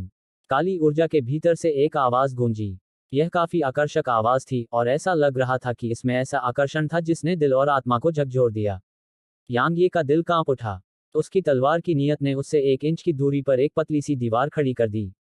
इस समय उसे एहसास हुआ कि उस आदमी की ताकत सुप्रीम एक्साल्ट है और यिन से बिल्कुल भी कम नहीं थी। तुम राक्षस हो या नहीं, इससे मेरा कोई लेना देना नहीं है और मैं तुम्हें बाहर आने से भी नहीं रोकूंगा। लेकिन तुम्हें यह गारंटी देनी होगी कि अगर तुम ऐसा करोगे तो यहाँ के जीवों को नुकसान नहीं पहुंचाओगे, यांग ये ने कहा। प्रोफाउंड कॉन्टिनेंट अब एकजुट हो गया था और यह उसकी सेना का हिस्सा था। अगर यह बंदा अपनी मर्जी से काम करता तो यह निस्संदेह उसके साथ मुसीबत मोल लेने के बराबर होता, और यांग ये ऐसा बिल्कुल नहीं होने देगा। गारंटी, एक तिरस्कार भरी आवाज गूंजी। तुम कौन होते हो इस राजा से गारंटी मांगने वाले? मुझे उन आम लोगों की जिंदगी में कोई दिलचस्पी नहीं थी, लेकिन अब जब तुमने ऐसा कह दिया है तो मुझे बस उन पर आफ लानी है। ऐसा सिर्फ इसलिए हुआ है क्योंकि मैंने 100,000 सालों से किसी की हत्या नहीं की है। मुझे डर है कि यह मेरे लिए अपरिचित लगेगा, इसलिए मैं इसकी आदत डाल लूंगा। तो तुम उस समझौते को स्वीकार करने से इनकार कर देते हो जो मैं करने को तैयार हूं। यांग ये की आवाज ठंडी हो गई। अगर तुम्हें लगता है कि तुम बहुत मजबूत हो तो यहां आओ और हमसे लड़ो। देखते हैं कि हम तुम्हें मार पाते हैं या नहीं। चींटी, तुमने जो कहा है उसकी कीमत तुम्हें चुकानी पड़ेगी। काली ऊर्जा के नीचे से एक बर्फीली ठंडी आवाज गूंजी। तुम्हें अपने अहंकार की कीमत चुकानी पड़ेगी। यह लू यान था जिसने ये शब्द कहे, और बात खत्म करते ही उसने काली ऊर्जा की ओर अपनी हथेली थपथपाई। टकराना, लू यान की हथेली द्वारा उठाए गए शक्तिशाली बल द्वारा उफनती काली ऊर्जा को तुरंत पूल के तल पर पटक दिया गया। हालांकि वहां अब कोई बिजली का पूल नहीं था। यह एक विशाल खाई थी जो उनके सामने खड़ी थी, और अथाह खाई उफनती काली ऊर्जा से भरी हुई थी। इसके अलावा ठंडी और भयानक आभा की लड़ियां लगातार उसके भीतर से बह रही थीं। तुम इस दुनिया से नहीं हो, रहस्यमय व्यक्ति की आवाज काली ऊर्जा के नीचे से गूंजी। लू यान ने कहा, अब तुम्हें पता चल गया है कि हमारे पास कितनी ताकत है। तो क्या तुम्हें लगता है कि हम बात कर सकते हैं? अगर तुम्हें लगता है कि हम बात नहीं कर सकते तो अपनी सांस बर्बाद मत करो और बस आओ और हमसे लड़ो। काफी देर तक सन्नाटा रहा, फिर रहस्यमय व्यक्ति की आवाज एक बार फिर जमीन के नीचे से सुनाई दी। किस बारे में? लू यान ने यांग ये को देखा और उसने सिर हिलाया और फिर कहा, अब से 1 महीने में विद्रोही प्रोफोफर्स उभरेंगे और युद्ध शुरू हो जाएगा। एक बार ऐसा होने पर युद्ध तब तक जारी रहेगा जब तक कि सभी विद्रोही प्रोफोफर्स या इस दुनिया के सभी निवासियों का सफाया नहीं हो जाता। इस दुनिया में अब 3 ताकतें हैं। पहली हमारी है, प्रोफाउंडर कॉन्टिनेंट। इसके अलावा पवित्र भूमि और विद्रोही प्रोफोफर्स हैं। आप किस पक्ष से हैं? पवित्र भूमि, एक आवाज जो अद्वितीय रूप से भयानक और वीभत्स हत्या की मंशा रखती थी, अचानक गूंज उठी।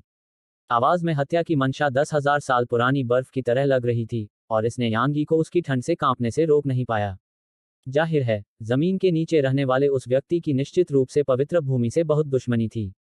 यह स्पष्ट था क्योंकि ड्रैगन जाति पवित्र भूमि से संबंधित थी और इस व्यक्ति को ड्रैगन जाति द्वारा सील कर दिया गया था। इसलिए उनके बीच दुश्मनी होना सामान्य बात थी। मैं जानता हूं कि तुम क्या कहना चाह रहे हो। मैं इस जगह से जाने के बाद तुम्हारे साथ दुश्मनी करने से बच सकता हूँ, लेकिन ड्रैगन जाति का सफाया होना चाहिए। न केवल प्रोफाउंडर कॉन्टिनेंट की ड्रैगन जाति, बल्कि हॉलोव ग्राउंड्स की ड्रैगन जाति का भी सफाया होना चाहिए। यह राजा उन सभी का सफाया कर देगा, रहस्यमय व्यक्ति ने दहाड़ते हुए कहा। यांग ये ने अपना सिर हिलाया और कहा, तुम अभी भी अपनी वर्तमान स्थिति और इस समय की परिस्थितियों को नहीं समझ पाए हो। चाहे वह मेरा प्रोफाउंडर महाद्वीप हो या पवित्र भूमि, क्या तुम्हें लगता है कि तुम हम में से किसी से भी अकेले लड़ सकते हो? मुझे यह मत बताओ कि तुम इतने सालों पहले कितने शक्तिशाली थे। मुझे बस इतना पता है कि तुम अब बिल्कुल अकेले हो। आप क्या कहना चाह रहे हैं? रहस्यमय व्यक्ति ने धीमी आवाज में कहा। यांग ये ने जवाब दिया, आप प्रोफाउंडर कॉन्टिनेंट की ड्रैगन रेस के साथ कुछ भी करने के बारे में भूल सकते हैं, लेकिन आप पवित्र भूमि में ड्रैगन रेस के साथ जो चाहें कर सकते हैं। मैं इसे आखिरी बार कहूंगा, अगर आप महाद्वीप पर परेशानी पैदा न करने के लिए सहमत हैं तो हम वापस लौट आएंगे और चले जाएंगे। ऐसा नहीं था कि यांग ये उस व्यक्ति को भर्ती नहीं करना चाहता था, लेकिन वह अच्छी तरह जानता था कि जमीन के नीचे का रहस्यमय व्यक्ति एल्डम्यू और लुयान जैसा नहीं था। ऐसे स्तर का विशेषज्ञ उसका अनुसरण कैसे कर सकता था? रहस्यमय आदमी ने धीमी आवाज में कहा, अगर मैं जिद करूं तो क्या होगा? तो फिर हमेशा के लिए यहीं रहो। यांग ये की आंखों में असीम हत्या की मंशा उमड़ पड़ी। रहस्यमय व्यक्ति ने कहा, आपके बगल में जो दो लोग हैं, वे वास्तव में बहुत शक्तिशाली हैं, लेकिन मुझे डर है कि वे दोनों ही मुझे मारने के लिए पर्याप्त नहीं हैं। यांग ये ने अपना दाहिना हाथ हिलाया, और फिर 21 अर्धसंत तलवार सेवक उसके पीछे प्रकट हुए। मैं वास्तव में और समय बर्बाद नहीं करना चाहता। अब, मैंने अपना विचार बदल दिया है। आपके जैसे अस्थिर कारक को खत्म करना बेहतर है। जैसे ही उसने कहा, यांग ये ने दमन का पत्थर वापस ले लिया और उसे एल्डम्यू को फेंक दिया, और फिर उसने 21 अर्धसंत तलवार सेवकों को रसातल में कूदने का आदेश दिया। एल्डम्यू ने यांग ये की ओर देखा, और फिर वह लुयान के साथ रसातल में प्रवेश कर गए। दमन का पत्थर। बच्चे, तुम वास्तव में कौन हो? तुम्हारे पास वास्तव में पवित्र भूमि का दमन का पत्थर है। रहस्यमय व्यक्ति की चकित आवाज रसातल के तल से गूंज उठी। Bang bang bang. खाई के तल से विस्फोटों की गूंज आने में ज्यादा समय नहीं लगा, और युद्ध से उत्पन्न ऊर्जा की शक्तिशाली तरंगों ने खाई को लगातार बढ़ा कर दिया। समय की कुछ सांसें बीतने के बाद खाई 100 गुना से ज्यादा बड़ी हो गई।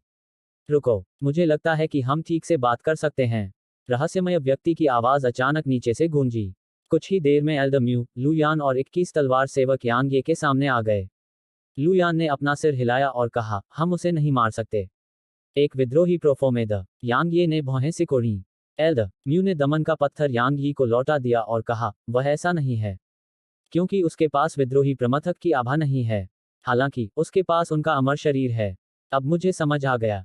यांग ये ने रसातल को देखा और कहा, तुमने एक विद्रोही गहराई वाले व्यक्ति के शरीर को जब्त कर लिया है ना? तुम्हें यह कैसे पता चला?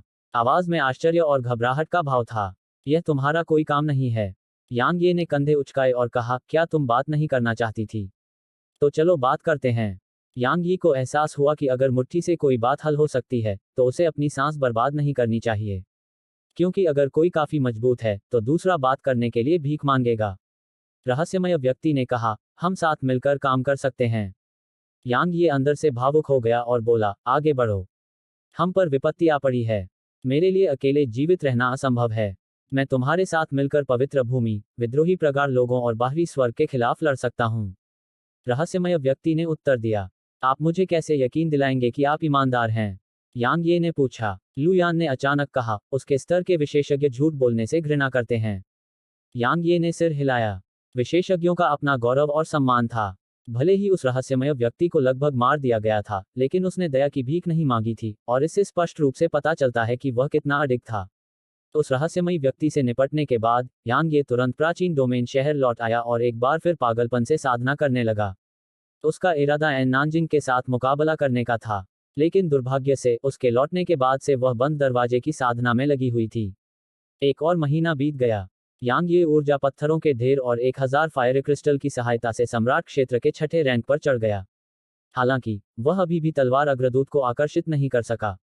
तलवार आत्मा के अनुसार उसकी ताकत और साधना बहुत कम थी, और वह अर्धसंत क्षेत्र प्राप्त करने पर इसे आजमा सकता था। एकमात्र बात जिससे वह संतुष्ट था, वह यह थी कि आदिम शिवालय के भीतर आदिम बैंगनी ऊर्जा उसकी साधना के साथ साथ बढ़ रही थी, और यांगी के मन में एक थोड़ा पागलपन भरा विचार आया। पवित्र भूमि। इस समय, पवित्र भूमि ने यहाँ के सभी विशेषज्ञों को सैनिकों में बदल दिया था, ठीक वैसे ही जैसे कि प्रोफाउंडर कॉन्टिनेंट ने किया था। इसके अलावा, सभी जातियों के विशेषज्ञ पवित्र भगवान के आदेश के तहत प्राचीन शहर हेलोज में एकत्र हुए थे।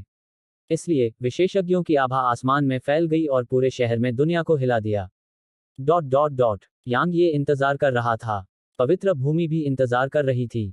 वे सब इंतजार कर रहे थे, विद्रोही डिफॉर्मर्स की प्रतीक्षा में।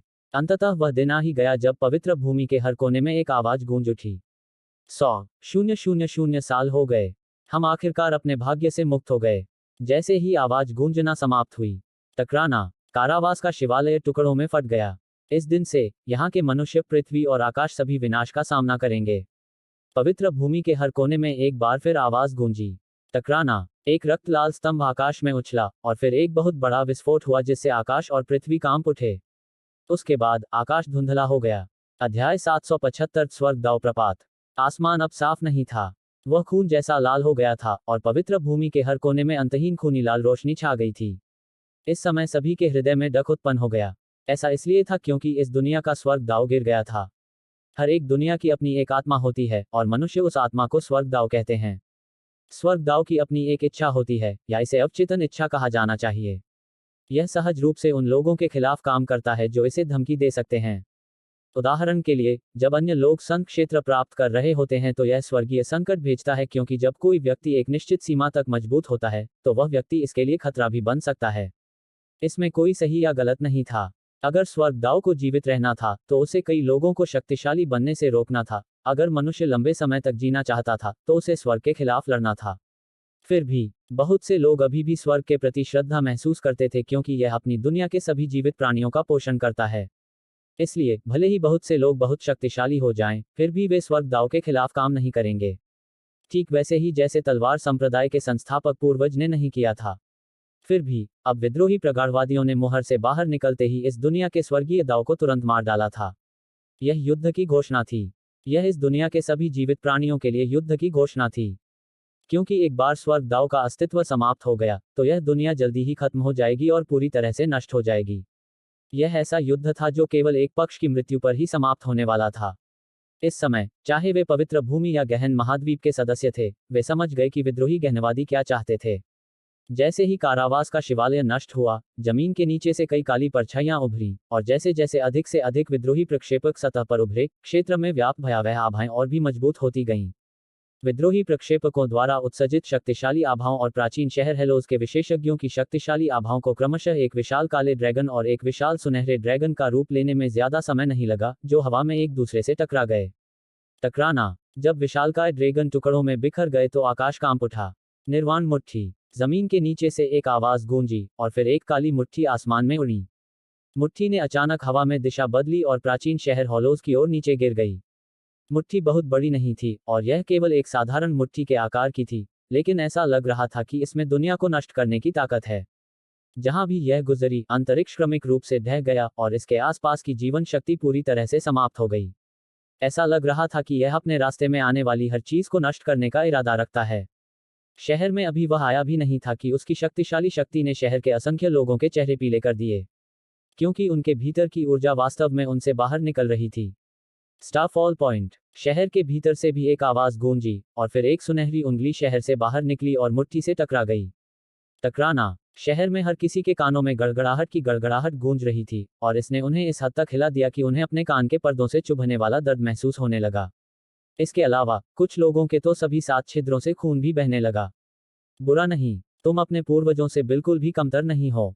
जमीन के नीचे से एक आवाज गूंजी और फिर एक लंबी चोटी वाला अधेड़ उम्र का आदमी शहर के बाहर दिखाई दिया। इसके अलावा उसके पीछे लगभग 10,000 लोग खड़े थे। वे सभी अर्धसंत थे। अधेड़ उम्र के आदमी की चोटी इतनी लंबी थी कि वह जमीन को छू सकती थी और उसकी कमर पर एक कृपाण लटकी हुई थी। कृपाण करीब 1 मीटर लंबी थी और उस पर कोई चादर नहीं थी। कृपाण का ब्लेड बहुत ही साधारण लग रहा था और यह एक बेहद साधारण कृपाण जैसा लग रहा था। इसके अलावा बूढ़े आदमी की आंखों के गड्ढों में कोई आंख नहीं थी और वे पूरी तरह से खाली थीं। इससे वह काफी डरावना लग रहा था। अधेड़ उम्र के आदमी के पीछे 10 काले वस्त्र पहने विशेषज्ञ खड़े थे और उनमें पुरुष और महिलाएं दोनों थे। बेशक यह मुख्य बात नहीं थी, मुख्य बात यह थी कि वे सभी उच्च श्रेणी के अर्धसंत थे। मुझे आश्चर्य है कि आपने वास्तव में सभी विद्रोही डिपॉफ्टर्स को अपने नियंत्रण में ले लिया है। शहर के भीतर से एक आवाज गूंजी। इतने साल पहले हम एक एक करके बाहरी स्वर्ग और तुम्हारे द्वारा पराजित हुए थे क्योंकि हम एकजुट नहीं थे। अब तुम्हारे पास ऐसा मौका नहीं होगा। मध्यम आयु वर्ग के व्यक्ति ने कहा। अब आपके पास वह अमर शरीर नहीं रहा। शहर के भीतर से एक बार फिर आवाज गूंजी, यह हमारे लिए एक तरह की मुक्ति है। मध्यम आयु वर्ग के व्यक्ति ने एक कदम आगे बढ़ाया और कहा, आप सभी अपने पूर्वजों द्वारा इतने वर्षों पहले हम पर किए गए ऋण को चुका सकते हैं। आप सभी ने आज़ादी हासिल कर ली है, अब समय आ गया है कि हम भी इसे हासिल करें। आगे बढ़ो। जैसे ही ये शब्द हवा में गूंजने बंद हुए, शहर का प्रवेश द्वार खोल दिया गया और फिर एक सफेद लबादा पहने एक आदमी जिसने अपने चेहरे पर सफेद मुखौटा पहना हुआ था, धीरे धीरे बाहर आया। उसके पीछे 15 विशेषज्ञ चल रहे थे। वे सभी उच्च कोटि के अर्ध संत थे, और परम पूज्य है यिनेइन और अंधा बूढ़ा व्यक्ति उनमें से थे। इन 15 लोगों के पीछे 20,000 से अधिक अन्य अर्ध संत थे। उन्होंने अपनी सांसें बिल्कुल भी बर्बाद नहीं की और तुरंत एक दूसरे से युद्ध में शामिल हो गए। युद्ध ने आकाश और पृथ्वी को हिलाकर रख दिया। खून से शहर के चारों ओर की जमीन भीग गई और शहर की दीवारें भी भीग गईं, और खून की गंध पूरे पवित्र मैदान में फैल गई। 3 दिन बाद हॉलोव ग्राउंड्स के विशेषज्ञ प्राचीन शहर हॉलोज में वापस चले गए। हॉलोव ग्राउंड्स ने शहर की दीवारों के बाहर लगभग 5,000 हाफ सेंट्स की लाशें छोड़ दी, लेकिन विद्रोही डीपफॉर्मर्स ने अपने 1,000 सदस्यों को भी नहीं खोया था। हॉलोव ग्राउंड्स को करारी हार का सामना करना पड़ा था, और वह विद्रोही डीपफोरस से अपनी रक्षा के लिए केवल शहर के चारों ओर बनी 100,000 वर्ष पुरानी संरचना पर ही निर्भर रह सकता था। इस बार सभी ने देखा कि विद्रोही डीपॉफ्टस कितने भयानक और शक्तिशाली थे। आप सभी हमारे लिए बच्चे ही हैं। शहर के बाहर आसमान में तैरता हुआ वह अधेड़ व्यक्ति शहर की ओर देखते हुए बोला, आप सभी जिन्होंने दुनिया भी नहीं देखी है, वे उस युद्ध और खतरों की तुलना कैसे कर सकते हैं जिनका हमने अनुभव किया है। नकाबपोश व्यक्ति अधेड़ उम्र के व्यक्ति के सामने आया और बोला, मैं मानता हूं कि मैंने वास्तव में आप सभी को कम आंका था। अधेड़ उम्र के व्यक्ति ने प्राचीन शहर हॉलोज की ओर इशारा करते हुए कहा, मुझे याद है कि इस संरचना को स्वर्गीय अवरोध संरचना कहा जाता था, और इसे बाहरी स्वर्ग से आए लोगों ने यहाँ रखा था। हम बलपूर्वक इसे तोड़ सकते हैं, लेकिन हमें भारी नुकसान उठाना पड़ेगा। कोई बात नहीं, हम इंतजार कर सकते हैं। जब वह इतना बोल गया, तो अधेड़ उम्र का आदमी पलटकर चला गया। उसी समय उसकी आवाज एक बार फिर गूंजी, 1,00,000 साल हो गए। तुम सबने 1,00,000 साल तक दुख झेला है। क्या तुम अपनी भड़ास नहीं निकालना चाहते? गर्जन। सभी विद्रोही डीपफोरस चीखने लगे, इससे पहले कि वे काली छायाओं में बदल जाएं, जो सभी दिशाओं में फैल गईं।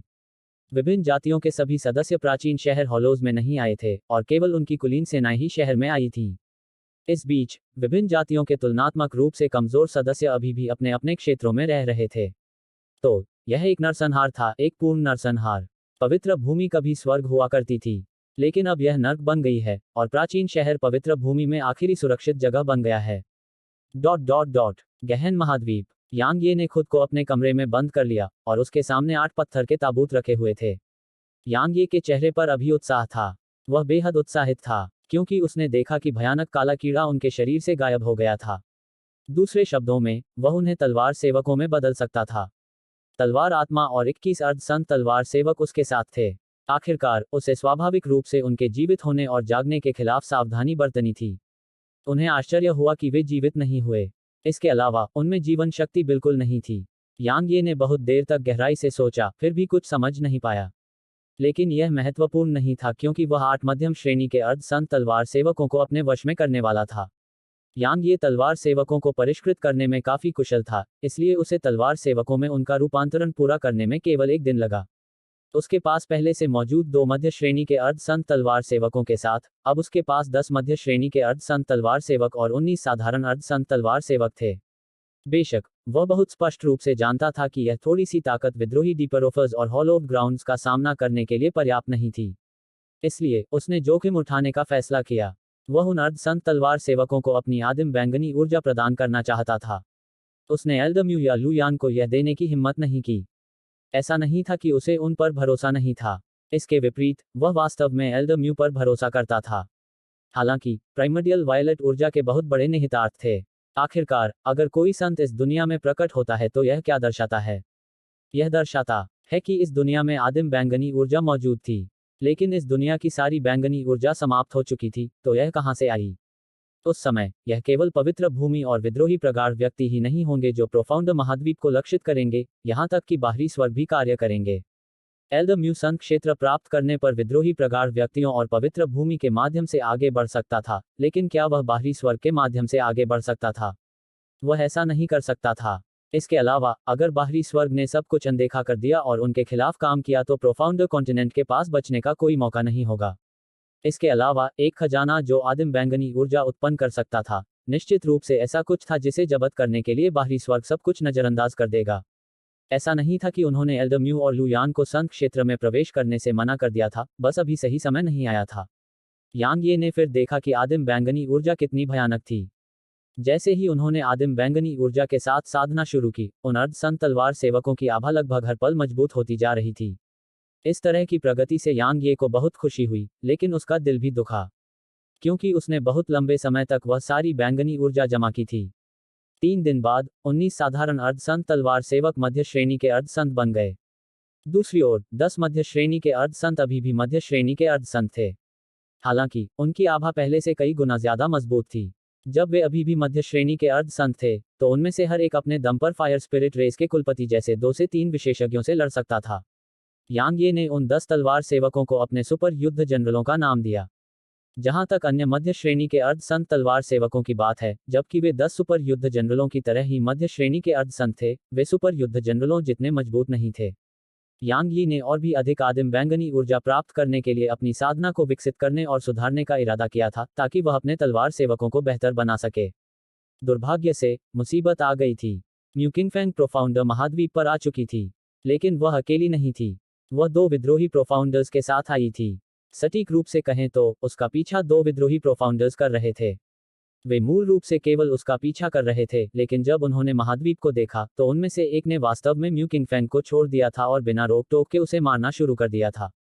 यांग ये अपने कमरे से बाहर निकला और आसमान की ओर देखा। जो आने वाला है, वह आएगा। इसे टाला नहीं जा सकता।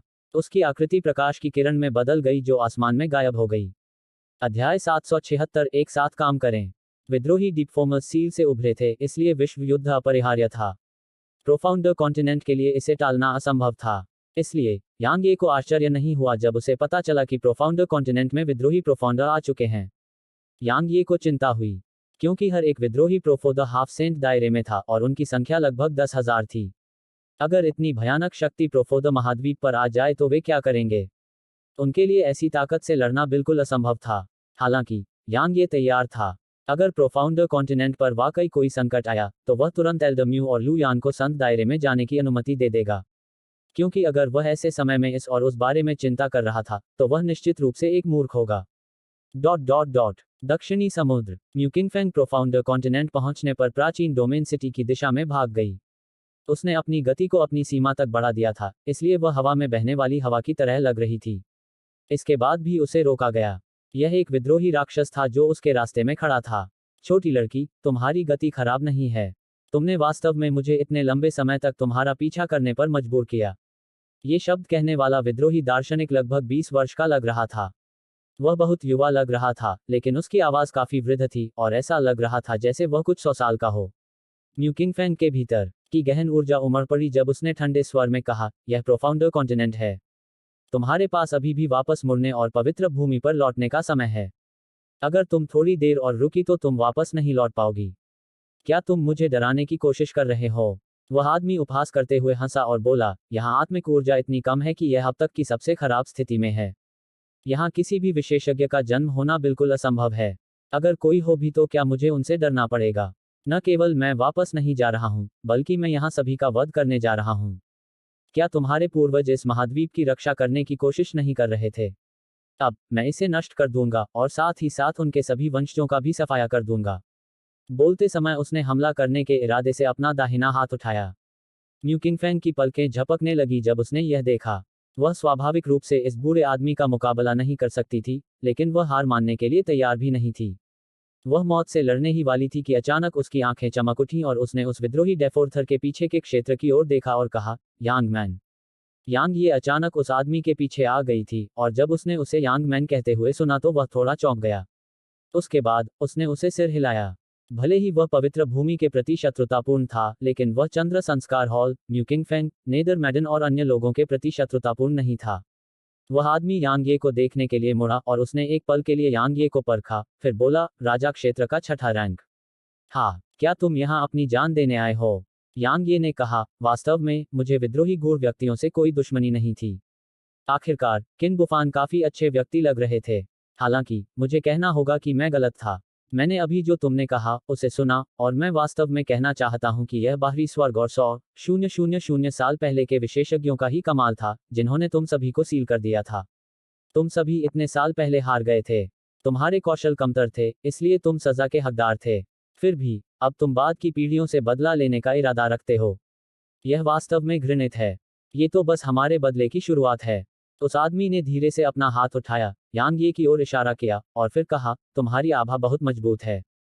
चूंकि तुम मेरे सामने खड़े होकर भी इतने शांत रह सकते हो, इसलिए मुझे लगता है कि तुम्हें अपनी ताकत पर पूरा भरोसा है। आओ, मैं देखता हूं कि छठी रैंक का मोनाक रियल प्रोफोटो कितना मजबूत है। बोलते बोलते उसने अचानक यांग ये की ओर पंजे से इशारा किया। यांग ये के आसपास की जगह अचानक सिकुड़ गई, जैसे उसे कुचला जा रहा हो। इसी बीच रोशनी की एक किरण चमकी।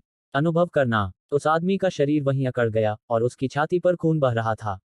जहां तक यांग ही का सवाल है, वह अब उस आदमी के पीछे खड़ा था। म्यू किंगफैंग दंग रह गई। उसने उसे तुरंत मार डाला। उसने तुरंत एक अर्ध संत को मार डाला। उसने अविश्वास से यांग ये को देखा। बहुत समय पहले यांग ये ने भी एक अर्ध संत को मार डाला था, लेकिन उसने इसे इतनी आसानी से पूरा नहीं किया था। फिर भी अब एक विद्रोही प्रक्षेपक को उसकी तलवार के एक ही झटके से मार दिया गया था। आदमी की आंखें अविश्वास से भर गईं। द्वितीय स्तर की स्वर्ग रैंक तलवार की मंशा। असंभव। भले ही आपके पास द्वितीय स्तर की स्वर्ग रैंक तलवार की मंशा हो, लेकिन आपकी तलवार का इतना तेज होना असंभव है, और इसका इतना मजबूत होना असंभव है। यांग ये ने उसे कुछ भी नहीं समझाया। बेशक उसने पहले क्रिटिकल स्ट्राइक और लाइट स्पीड तकनीकों का इस्तेमाल किया था, और उसने ट्राई एपेक्स स्वॉर्ड तकनीक की मॉर्टल स्वॉर्ड का भी इस्तेमाल किया था। हालांकि यह उसकी तलवार का एक ही वार लग रहा था, लेकिन इसने उसकी गहन ऊर्जा का लगभग 20% हिस्सा खत्म कर दिया था। यह एक ऐसा हमला था जिसमें उसने अपनी पूरी ताकत लगा दी थी। उसने विद्रोही गहनता के साथ कोई लंबी लड़ाई नहीं लड़ी थी, लेकिन उसने तुरंत अपना सबसे मजबूत हमला किया था। उसका उद्देश्य स्वाभाविक रूप से समय बर्बाद करने से बचना था। इसके अलावा वह नहीं चाहता था कि वह विद्रोही डीपरोफा भाग जाए, क्योंकि वह उसके लिए एक और अर्ध संत तलवार सेवक था। यांग ये ने अपना दाहिना हाथ हिलाया और लाश को आदिकालीन शिवालय में रख दिया। इस बीच आसमान में काली रोशनी की एक किरण चमक उठी। यांग ये की आंखें थोड़ी सिकुड़ गईं जब उसने अपनी उंगली हिलाई और तलवार की ऊर्जा की एक किरण निकली और काली रोशनी से टकरा गई। टकराना। काली रोशनी और तलवार की ऊर्जा एक ही समय में बिखर गई, और फिर एक आदमी जिसने अपने हाथ में कृपाण पकड़ रखी थी, यांग ये और म्यू किंगफेंग से बहुत दूर नहीं दिखाई दिया। वह एक विद्रोही प्रक्षेपक है। वह उस साथी के साथ मेरा पीछा कर रहा था जिसे तुमने अभी मारा है। हालांकि वह प्रक्षेपक महाद्वीप पर पहुंचने पर अकेला ही चला गया। वह शायद हत्या करने गया था, म्यू किंगफेंग ने धीमी आवाज में कहा। दरअसल दिंग शाओयाओ को उनके आगमन के बारे में उसी समय पता चल गया था जब वे तीनों प्रोफाउंडर महाद्वीप पर पहुंचे थे। हालांकि उसने विद्रोही प्रोफाउंडर का पीछा करने के लिए किसी को नहीं भेजा, क्योंकि साधारण विशेषज्ञों को भेजना व्यर्थ था। दूसरी ओर एल्डम्यू और लुयान बंद दरवाजे की साधना में थे, इसलिए उसके पास यांग ये को सूचित करने के अलावा कोई और विकल्प नहीं था। जहां तक उसका सवाल था, जबकि वह सम्राट क्षेत्र के केवल छठे रैंक पर था, उसके लिए दो विद्रोही प्रोफाउंडर से निपटना निश्चित रूप से कोई समस्या नहीं थी। यदि यह एक समस्या होती, तो यांगी निश्चित रूप से सम्राट क्षेत्र में पहुंचने से पहले पवित्र भूमि की ओर नहीं जाता और यहां तक जीवित वापस भी नहीं आता। कितना दुस्साहस! तुमने वास्तव में उसे मारने की हिम्मत की। आदमी की आवाज में गहरी हत्या की मंशा थी। मैं तुम्हें अभी अभी तुमने कितनों को मारा? यांगे ने अचानक उसे टोक दिया। बहुत ज्यादा नहीं, बस 10,000 के आसपास। वह बेतहाशा हंसा। लेकिन चिंता मत करो, मैं थोड़ी देर में और भी मार डालूंगा। यांगे ने अपना सिर हिलाया। 100,000 वर्षों तक बंद रहने से उत्पन्न आक्रोश और घृणा ने उनके मन को मारने के इरादे से भर दिया है। फिर भी मैं वास्तव में उनसे बात करना चाहता था। ऐसा लगता है कि यह बिल्कुल असंभव है। कम से कम यह बिल्कुल असंभव है जब तक कि मैं उन्हें कुछ समझा न दूं। यांगे ने अपनी सांस बर्बाद नहीं की। उसके भीतर की गहन ऊर्जा उसकी तलवार में उमड़ पड़ी, और फिर वह तुरंत ही गायब हो गया। जब वह एक बार फिर प्रकट हुआ, तो वह पहले से ही उस आदमी के ठीक सामने था, जबकि उसकी तलवार उस आदमी की छाती में घुस चुकी थी। उसने तुरंत ही पुनः एक अर्ध संत को मार डाला। म्यू किंगफैंग का दिमाग खाली हो गया था। ये विद्रोही, जो पवित्र भूमि में असहनीय अहंकारी थे, अब उनके सामने लड़ने में भी सक्षम नहीं थे। आदमी कुछ कहना चाहता था, लेकिन उसके पास कोई मौका नहीं था। यांगे की तलवार थोड़ी हिली और आदमी के भीतर की ऊर्जा तुरंत खत्म हो गई। जबकि ऐसा लग रहा था कि उसने दो विद्रोही प्रगाढ़ लोगों को आसानी से नष्ट कर दिया था, केवल यांगे ही जानता था कि यह कितना मुश्किल था। इस समय उसका चेहरा थोड़ा पीला पड़ गया था, जबकि उसका शरीर भी खाली लग रहा था। क्योंकि उसकी प्रगाढ़ ऊर्जा का केवल 1/3 से भी कम हिस्सा बचा था। यदि इस समय कुछ और विद्रोही सैनिक आ जाएं, तो वह केवल यही कर सकता था कि या तो अपने तलवार सेवकों को बुलाकर उनका मुकाबला करे या भाग जाए। लाश को दूर रखने के बाद यांग ये ने मू किंगफेंग को देखने के लिए मुड़कर देखा। इस समय मू किंगफेंग की आंखें अभी भी सदमे से भरी हुई थीं, और यांग ये की नज़र उस पर पड़ने के बाद ही वह इससे उभरी। उसने कहा, तुम वास्तव में बहुत मजबूत हो। यांग ये ने अपना सिर हिलाया और कहा, इस समय हॉलोव ग्राउंड्स की स्थिति कैसी है? उसने गंभीरता से उत्तर दिया, बहुत बुरा। यह कितना बुरा है? यांग ये ने पूछा। वह जोर से हंसने लगी और अपना सिर हिलाने लगी। फिर उसने उसे हॉलोव ग्राउंड की स्थिति के बारे में बताया। कुछ समय बाद यांग यी का चेहरा भी धीरे धीरे गंभीर हो गया और उसने कहा, आप कह रहे हैं कि पवित्र भूमि ने लगभग 5000 अर्ध संतों को खो दिया, जबकि विद्रोही प्रगाढ़वादियों ने केवल 1000 के आसपास खो दिया। उसने सिर हिलाया। हमें कभी उम्मीद नहीं थी कि वे वास्तव में इतने शक्तिशाली होंगे। हालांकि पहले वाले वे दो भी बहुत शक्तिशाली थे, लेकिन वे विद्रोही प्रगाढ़वादियों के बीच कोई नहीं हैं। कई विद्रोही प्रगाढ़वादियों की युद्ध शक्ति बस चौंकाने वाली है, और वे हमारी साधना को भी अवशोषित करने में सक्षम हैं। वे जितना अधिक मारते हैं, उतने ही मजबूत होते जाते हैं, खासकर जब वे अर्ध संतों को मारते हैं। सीधे शब्दों में कहें तो वे युद्ध में अंतहीन रूप से मजबूत होते जाते हैं। यह वास्तव में थोड़ा ज्यादा जोरदार है। यांग ये ने अपना सिर हिलाया। आखिरकार सिर्फ 1000 विद्रोही डीपफॉथरों की मौत के बदले में 5000 अर्ध संत खो गए थे। वह वास्तव में उससे पूछना चाहता था कि क्या उसे यकीन है कि वे 5000 अर्ध संत सिर्फ सम्राट क्षेत्र के विशेषज्ञ नहीं थे। इस समय वह खुद को भाग्यशाली महसूस कर रहा था कि उसने तुरंत अपनी पूरी ताकत उनके खिलाफ लगा दी थी। अन्यथा बहुत संभव था कि वह उन्हें मार ना पाता। म्यू किंगफेंग ने अचानक कहा, मैं पवित्र भूमि से आदेश पर आया हूं। यांग ये ने बहुत देर तक गहराई से सोचा और फिर कहा, वे चाहते हैं कि प्रोफाउंडर कॉन्टिनेंट उनका साथ दे। म्यू किंगफेंग ने अपना सिर हिलाया और कहा, नहीं। हॉलोव हॉल्स चाहता है कि हमारे दोनों पक्ष मिलकर काम करें। आपने विद्रोही डीप फाउंडर्स का रवैया देखा है। वे पूरी तरह से पागल हैं, और वे तब तक नहीं रुकेंगे जब तक वे इस दुनिया में हर एक जीवित प्राणी को मार नहीं देते। एक बार जब हमारा हॉलोव ग्राउंड्स हार जाता है, तो उनका अगला लक्ष्य निश्चित रूप से प्रोफाउंडर कॉन्टिनेंट होगा। उस समय प्रोफाउंडर कॉन्टिनेंट उन्हें बिल्कुल भी नहीं रोक पाएगा। इसके अलावा वे पहले हॉलोव ग्राउंड्स को नष्ट नहीं कर सकते हैं और इसके बजाय पहले प्रोफाउंडर कॉन्टिनेंट पर हमला कर सकते हैं। क्यों? यांग ये ने भौहें सिकोड़ी। म्यू किंगफेंग ने उत्तर दिया, वे खुद को मजबूत बनाने के लिए दूसरों की साधनाओं को अवशोषित कर सकते हैं। वे बदला लेने और अपना गुस्सा निकालने के लिए दूसरों का कत्लेआम कर रहे हैं, लेकिन मुख्य कारण यह है कि हत्या करने से वे मजबूत होंगे।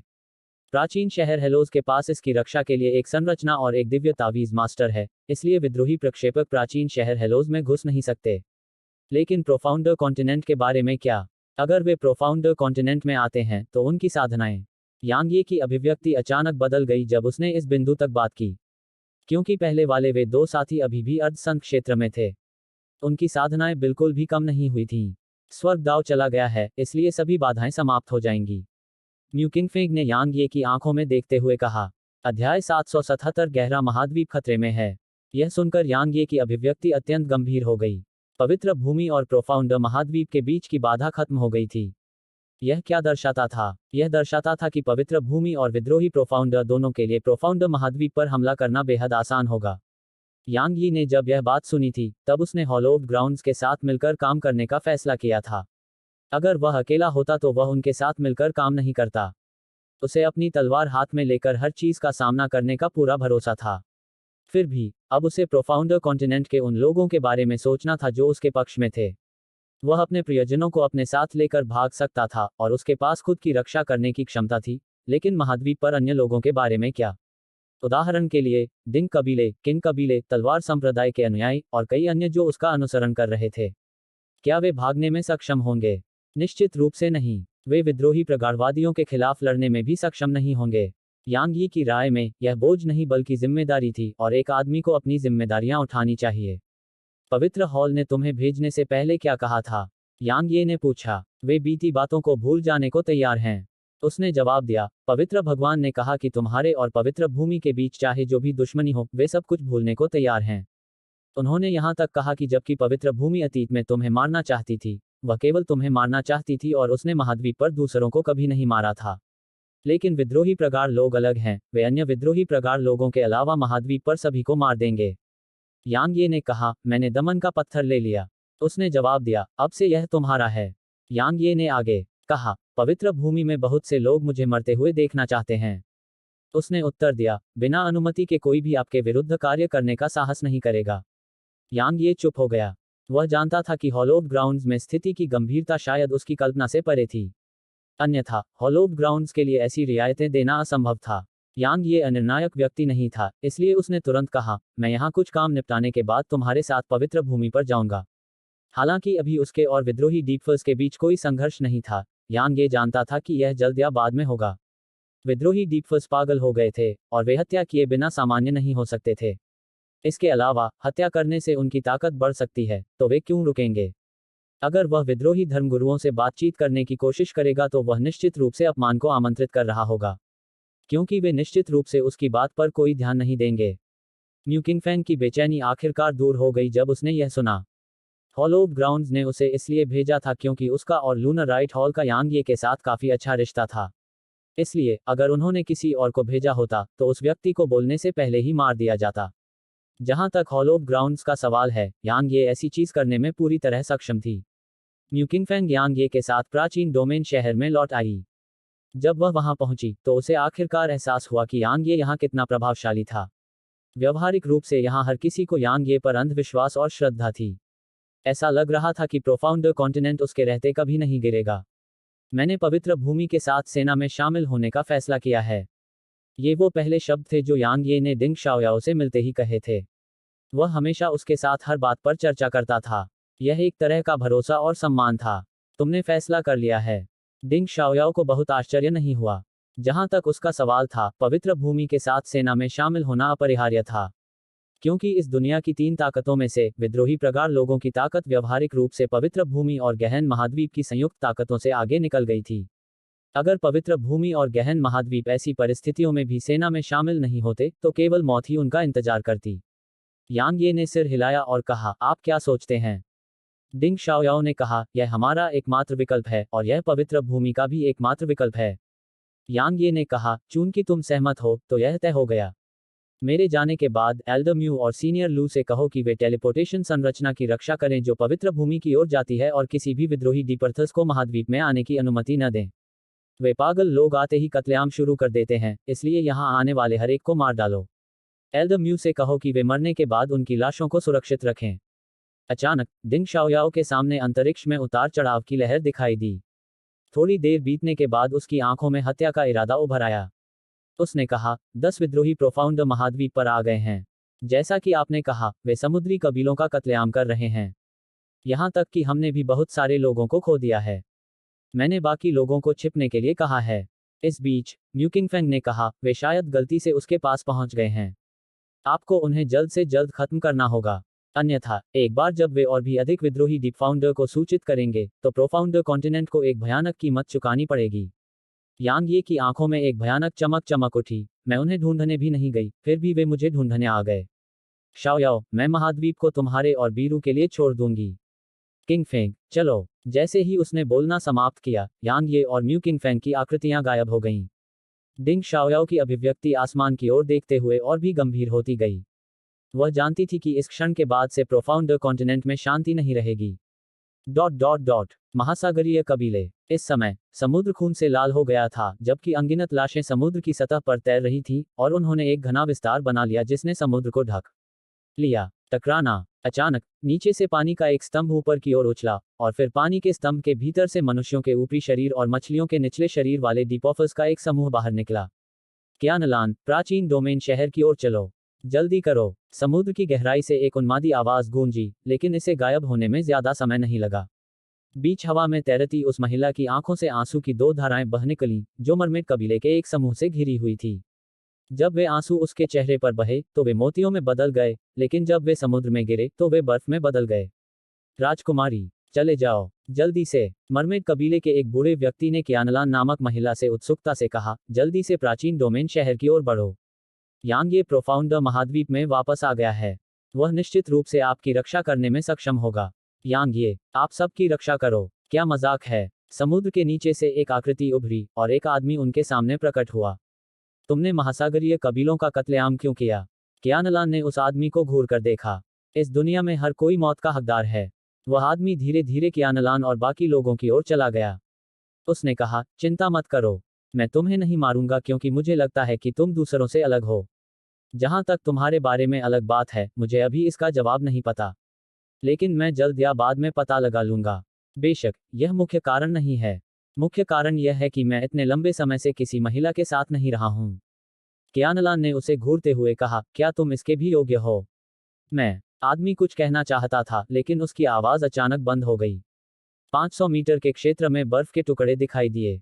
बर्फ के टुकड़े की कोई सीमा नहीं थी। इन बर्फ के टुकड़ों के दिखाई देने के बाद क्षेत्र का तापमान अचानक 1000 डिग्री गिर गया। समुद्र जम गया था। कियानलान के आसपास के छोटे से क्षेत्र को छोड़कर बाकी सब जम गया था। इस समय वह विद्रोही दार्शनिक, जो एक अर्ध संत था, भी जम गया था और उसकी आंखों में केवल थोड़ा रंग था। यह आतंक की अभिव्यक्ति थी। टकराना। अचानक जमे हुए समुद्र के नीचे से 5 आकृतियां बाहर निकलीं।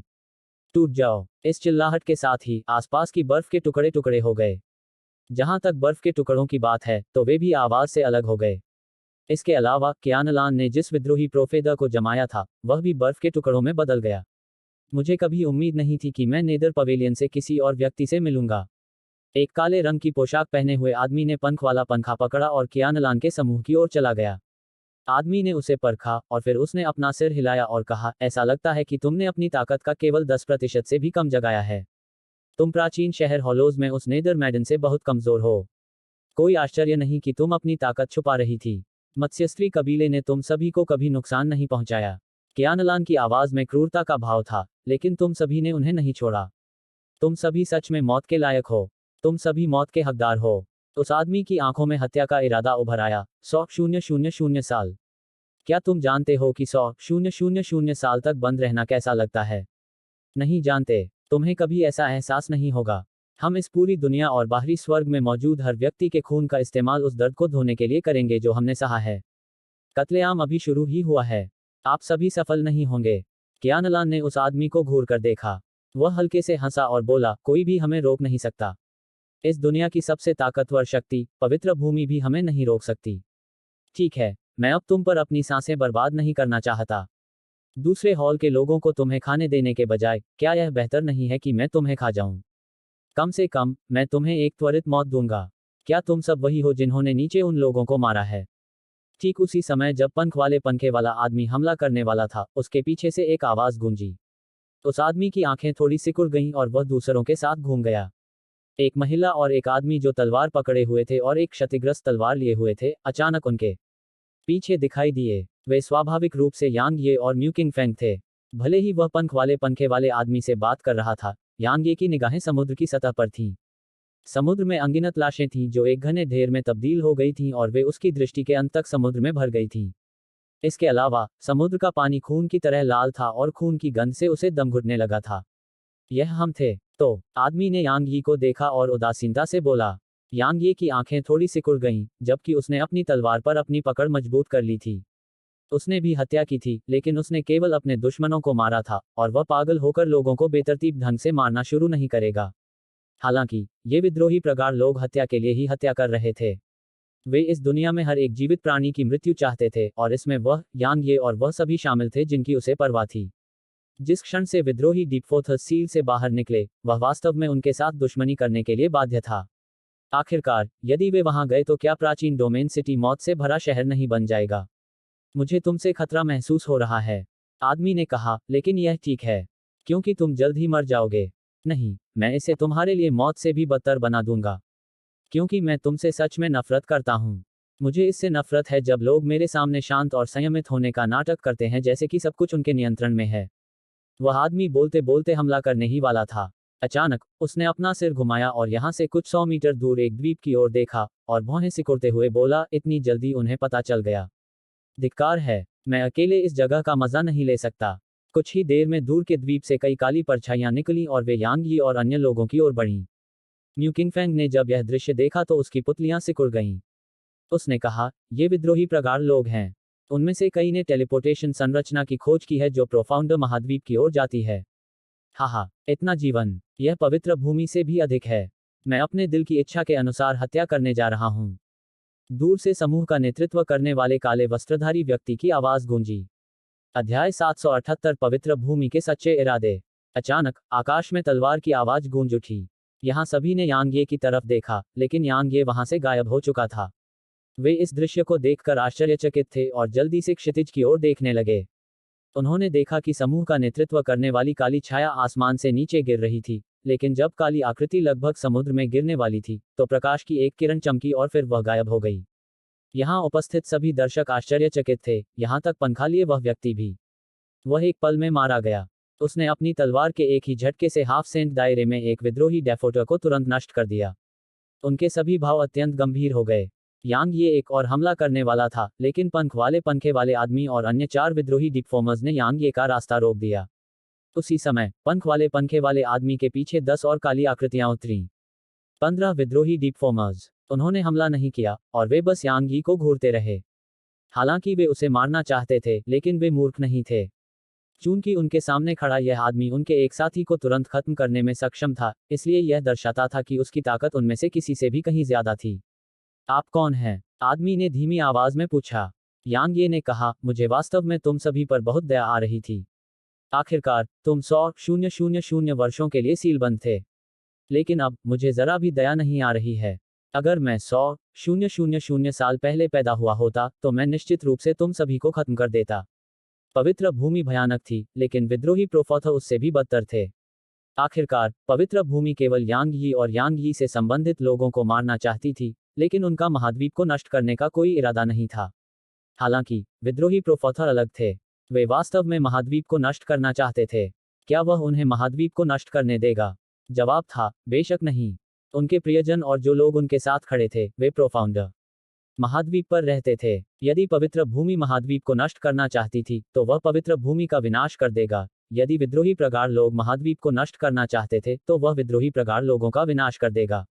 तुम बहुत ताकतवर हो, इसलिए मुझे तुम्हें मारने की अपनी क्षमता पर भरोसा नहीं है। पंखे वाले आदमी ने उग्रता से कहा, हालांकि हम 15 लोग हैं। क्या तुम हम सभी 15 लोगों से लड़ सकते हो? यांग ये ने अपना सिर हिलाया, जबकि उसकी आंखों में तिरस्कार की झलक दिखी। उसने कहा, भले ही किन बुफान भी एक विद्रोही प्रमथर है, लेकिन उसे अपना अभिमान है और उसने कभी भी कोई डर नहीं दिखाया, भले ही उसका सामना उन लोगों से हुआ हो जो उससे ज्यादा ताकतवर थे। लेकिन तुम सब, ऐसा लगता है कि विद्रोही प्रमथरों के बीच बेहतरीन लोग और कचरा दोनों हैं। ऐसा सिर्फ इसलिए हुआ कि तुम सब कचरा हो। तुम संख्या में प्रतिस्पर्धा करना चाहते हो, तो चलो प्रतिस्पर्धा करते हैं। जैसे ही उसने बोलना समाप्त किया, यांग ये ने अपना दाहिना हाथ हिलाया और उसके पास उपस्थित 29 अर्धसंत तलवार सेवक उसके पास आ गए। 29 मध्य श्रेणी के अर्धसंत। क्यानलान और म्यू किंगफेंग ने जब यह दृश्य देखा तो उनकी पुतलियां सिकुड़ गईं और उनकी आंखों में अविश्वास था। दूसरी ओर, यहां मौजूद विद्रोही गहनज्ञों के हाव भाव एकदम बदल गए। वे यांग ये के तलवार सेवकों को आश्चर्य से देखने लगे। उन सभी को मार डालो। यांग ये ने अपनी सांस बर्बाद नहीं की और तलवार सेवकों को हमला करने का आदेश दिया। 29 अर्धसंत तलवार सेवकों ने तुरंत विद्रोही डीपफर्स पर हमला किया। यांग ये की भौहें धीरे धीरे एक साथ सिकुड़ने में ज्यादा समय नहीं लगा, क्योंकि तलवार सेवकों के पास संख्या में लाभ था, लेकिन वे वास्तव में युद्ध में मामूली लाभ भी हासिल करने में असमर्थ थे। इसके विपरीत, विद्रोही डीपफर्स ने इसके बजाय ऊपरी हाथ हासिल करने के संकेत दिखाए। उन सभी 29 तलवार सेवकों में से सभी मध्यम श्रेणी के अर्धसंत थे। हालांकि यहाँ के विद्रोही प्रगाढ़ लोगों में सबसे मजबूत पंखे वाला आदमी केवल एक मध्यम श्रेणी का अर्धसंत था। मुझे आखिरकार एहसास हुआ कि यह विद्रोही प्रोफाइटर नहीं है जो कमजोर हैं, यह तुम हो जो बहुत मजबूत हो। म्यू किंगफेंग ने गंभीर स्वर में कहा। यांग ये की विद्रोही प्रोफाइटर को लगातार नष्ट करने की क्षमता ने उसे महसूस कराया कि विद्रोही प्रोफाइटर कमजोर हो गए हैं। अब वह समझ गई कि विद्रोही प्रोफाइटर कमजोर नहीं हुए थे, बल्कि यांग ये ही बहुत मजबूत थे। इस समय यांग ये को एहसास हुआ कि विद्रोही डीपफोटर बिल्कुल भी कमजोर नहीं थे और उन्हें बेहद शक्तिशाली भी माना जा सकता था। न केवल वे उसके 2 तलवार सेवकों से आसानी से लड़ने में सक्षम थे, बल्कि उन्होंने उन तलवार सेवकों को दबाने के संकेत भी दिखाए। अगर उसने इससे पहले हर बार अपना सबसे शक्तिशाली हमला नहीं किया होता, तो उसके लिए विद्रोही डीपफोटर को मारना पूरी तरह से असंभव होता। अंत में, अपनी खुद की ताकत के अलावा, वह विद्रोही डीपफोटर को तुरंत मार सकता था क्योंकि उन्होंने उसे कम आंका था। वास्तव में, जब उन्होंने देखा कि वह सम्राट क्षेत्र में केवल 6ठे स्थान पर था, तो वे उसे कम आंकते थे, और जब वह अपनी तलवार खींचता था, तो उनके लिए अपनी सुरक्षा करने में बहुत देर हो जाती थी। क्योंकि यांग ये की तलवार बहुत तेज और बहुत शक्तिशाली थी, यांग ये भी लड़ाई में शामिल हो गया। जैसा कि उसने उम्मीद की थी, अगर वह क्रिटिकल स्ट्राइक तकनीक, लाइट स्पीड और ट्राई एपेक्स स्वॉर्ड तकनीक का इस्तेमाल नहीं करता, तो उसके लिए उनसे निपटना काफी मुश्किल था। बेशक भले ही उसने अपने सबसे मजबूत हमले का इस्तेमाल नहीं किया हो, तब भी उनके लिए उसे हराना असंभव था, क्योंकि वह अपनी चरम 12वीं स्तर की तलवार की नियत, हरक्यूलियन कवच और अपनी शारीरिक रक्षा और ताकत पर निर्भर था। एक बार जब यांग यी युद्ध में शामिल हो गए, तो स्थिति तुरंत बदल गई क्योंकि विद्रोही डीपफोथस गिरने लगे। 15 मिनट से भी कम समय में विद्रोही डीपफोथस में से केवल 5 ही बचे, जबकि यांगे के पास 25 तलवार सेवक थे। वह ऐसा इसलिए कर पाया क्योंकि वह युद्ध में शामिल हो गया था और उन्हें व्यस्त रखा था। अन्यथा उसके सभी 29 तलवार सेवकों का सफाया हो सकता था। चलो वापस पवित्र भूमि की ओर चलते हैं। पंखे वाले व्यक्ति ने अपने चेहरे पर क्रूर भाव के साथ आदेश दिया, क्योंकि अगर वे लड़ते रहे तो वह भी यहीं मर जाएगा। अन्य 4 विद्रोही डीपफोर्ट्स ने भी लड़ाई जारी रखने की हिम्मत नहीं की और उन्होंने तुरंत पीछे हटने का इरादा किया। कचरा। अचानक क्षितिज से एक भयंकर चीख गूंजी। यह बिजली की तरह गड़गड़ाहट करती हुई अंतरिक्ष में फैल गई। यह आवाज सुनकर उनके हाव भाव थोड़े बदल गए, लेकिन विद्रोही घुरदर्शी फिर पीछे हटने का साहस नहीं कर सके। यांग ये की अभिव्यक्ति भी थोड़ी बदल गई थी। एक काले वस्त्र पहने आदमी उसके सामने आया था और बूढ़े आदमी के हाथ में एक तलवार सेवक था। तलवार सेवक बूढ़े आदमी के हाथ में एक असहाय छोटी लड़की की तरह था और वह बिल्कुल भी विरोध नहीं कर सकता था। टकराना। तलवार सेवक के राख में तब्दील होते ही एक विस्फोट हुआ। यांग ये का दिल कांप उठा। हालांकि काले वस्त्र पहने बूढ़े आदमी ने उसे जो एहसास दिया वह सुप्रीम एक्साल्ट है या यिन से मुकाबला करने में सक्षम नहीं था, फिर भी उसे बूढ़े आदमी से बहुत खतरा महसूस हुआ। यह अवज्ञाकारी गहनतावादियों का एक वरिष्ठ स्तर का विशेषज्ञ है। म्यू किंगफेंग ने गंभीरता से कहा, अवज्ञाकारी गहनतावादियों में सबसे शक्तिशाली वह है जिसे कृपाण सम्राट जू कियाने कहा जाता है। उसके नीचे 10 दिव्य सेनापति हैं। उनमें से हर एक उच्च श्रेणी का अर्ध संत है जो सुप्रीम एक्साल्ट है जैसे विशेषज्ञों के बराबर है। पदानुक्रम के नीचे और भी वरिष्ठ हैं। मुझे ठीक से नहीं पता कि कितने वरिष्ठ हैं, लेकिन उनमें से हर एक ने काले रंग की पोशाक पहनी हुई है। पवित्र भूमि के अनुमान के अनुसार उन्हें भी उच्च श्रेणी के अर्धसंत होना चाहिए। हालांकि वे 10 दिव्य सेनापतियों से कमतर हैं और यह शायद उनकी अपनी साधना तकनीकों और प्राकृतिक प्रतिभा के कारण है। काले लबादे वाले बूढ़े आदमी ने यांग यी पर नजर डाली और फिर उसकी नजर दूर की ओर चली गई। यह दक्षिणी क्षेत्र की दिशा में था। यह प्राचीन डोमेन शहर की ओर था। मैंने कभी नहीं सोचा था कि यहाँ वास्तव में इतने सारे जीव होंगे। उसकी आंखों में लालच की एक झलक उभरी। यह वास्तव में एक स्वर्ग है। यह तुम्हारा नरक होगा। जैसे ही उसने बोलना समाप्त किया, यांग ये ने अचानक प्राचीन म्यान के भीतर इरादे की तलवार खींची और प्रकाश की एक किरण काले वस्त्र पहने बूढ़े व्यक्ति की ओर बढ़ी। उसने हेवन रेंड को अंजाम दिया था। क्रिटिकल स्ट्राइक तकनीक और लाइट स्पीड द्वारा बढ़ाए गए 20 ओवरलैप्ड हेवन रेंज। यह उसका वास्तविक सबसे शक्तिशाली हमला था। तलवार की ऊर्जा अंतरिक्ष को चीरती हुई और एक पल से भी कम समय में काले वस्त्र पहने बूढ़े आदमी के सामने पहुंच गई। इस हमले को देखकर बूढ़े आदमी की अभिव्यक्ति तुरंत ही नाटकीय रूप से बदल गई। वह जानता था कि उसने अपने सामने खड़ी इस चींटी को वास्तव में कम आंका था जो केवल सम्राट क्षेत्र में थी। टकराना। बूढ़ा आदमी उड़ते हुए बहुत डर गया और लगभग 3 किलोमीटर तक उड़ता रहा। अंततः उसकी आकृति रुकी। अन्य विद्रोही गहन चिंतक आश्चर्यचकित रह गए। तुम्हारी हिम्मत कैसे हुई? बूढ़े आदमी की उग्र चीख क्षितिज से गूंजी और फिर एक सूखा पंजा अंतरिक्ष को चीरता हुआ यांगे पर टूट पड़ा। यांगे की आंखें इस हमले को देखकर थोड़ी सिकुड़ गईं। उसने सोचा था कि उसका सबसे शक्तिशाली हमला काले लबादे वाले बूढ़े आदमी को मार देगा, लेकिन उसने यह उम्मीद नहीं की थी कि वह बूढ़े आदमी को केवल घायल कर पाएगा। बस इस परिणाम से यांग यी को तुरंत समझ में आ गया कि बूढ़े आदमी की ताकत उसकी खुद की ताकत से कहीं ज्यादा है। यांग ये ने अपने विचारों पर लगाम लगाए और तेजी से अपनी तलवार फिर से खींची। तलवार की ऊर्जा की एक किरण प्राचीन म्यान से निकली और सूखे पंजे से टकराई, जिससे एक बहुत बड़ा विस्फोट हुआ और फिर दोनों हमले हवा में बिखर गए। यांग यी ने दमन का पत्थर वापस ले लिया। इसके बिना वह अपने साधना क्षेत्र में उच्च कोटि के अर्ध संत को हराने में पूरी तरह असमर्थ था। काले वस्त्र पहने बूढ़ा आदमी जो एक और हमला करने वाला था, जब यांग ये ने दमन का पत्थर वापस ले लिया तो वह थोड़ा स्तब्ध लग रहा था और फिर उसकी आंखों में एक गंभीर भाव प्रकट हुआ। यह वास्तव में दमन का पत्थर है। यह वास्तव में आपके कब्जे में है। कोई आश्चर्य नहीं कि पवित्र भूमि ने उस दिन हमारे साथ लड़ाई के दौरान इसका उपयोग नहीं किया। ठीक जब यांग यी हमला करने वाला था, तो दूर द्वीप से एक और काली छाया निकली। एक और विद्रोही प्रगाढ़ता। इस समय केवल यांग ये ही नहीं था जिसने भौहें सिकोड़ी, बल्कि काले लबादे वाले बूढ़े आदमी और अन्य विद्रोही लोगों ने भी भौहें सिकोड़ी। द्वीप से अनेक काली परछाइयां निकली और क्षण भर में ही 40 से अधिक विद्रोही सैनिक यांग यी के सामने प्रकट हो गए। वे सभी लोग काले वस्त्र पहने बूढ़े आदमी और अन्य लोगों को देखकर थोड़ा चकित रह गए। जाहिर है, उन्हें काले वस्त्र पहने बूढ़े आदमी और अन्य लोगों को यहां देखने की उम्मीद नहीं थी। यांग यी की भौहें और भी सिकुड़ गईं जब उसने उन्हें इस तरह से काम करते देखा। उसके अंतर्ज्ञान ने उसे बताया कि कुछ गड़बड़ है। तुम सब यहाँ क्या कर रहे हो? काले वस्त्र पहने बूढ़े आदमी ने धीमी आवाज में पूछा।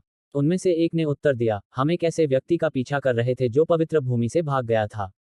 काले वस्त्र पहने बूढ़े व्यक्ति की आंखें थोड़ी सिकुड़ गईं, और फिर उसने उस व्यक्ति की ओर देखा जिसके हाथ में पंखा था और पूछा, तुम्हारा क्या हाल है? उन्होंने म्यू किंगफेंग की ओर इशारा करते हुए कहा, हम उसका पीछा कर रहे थे।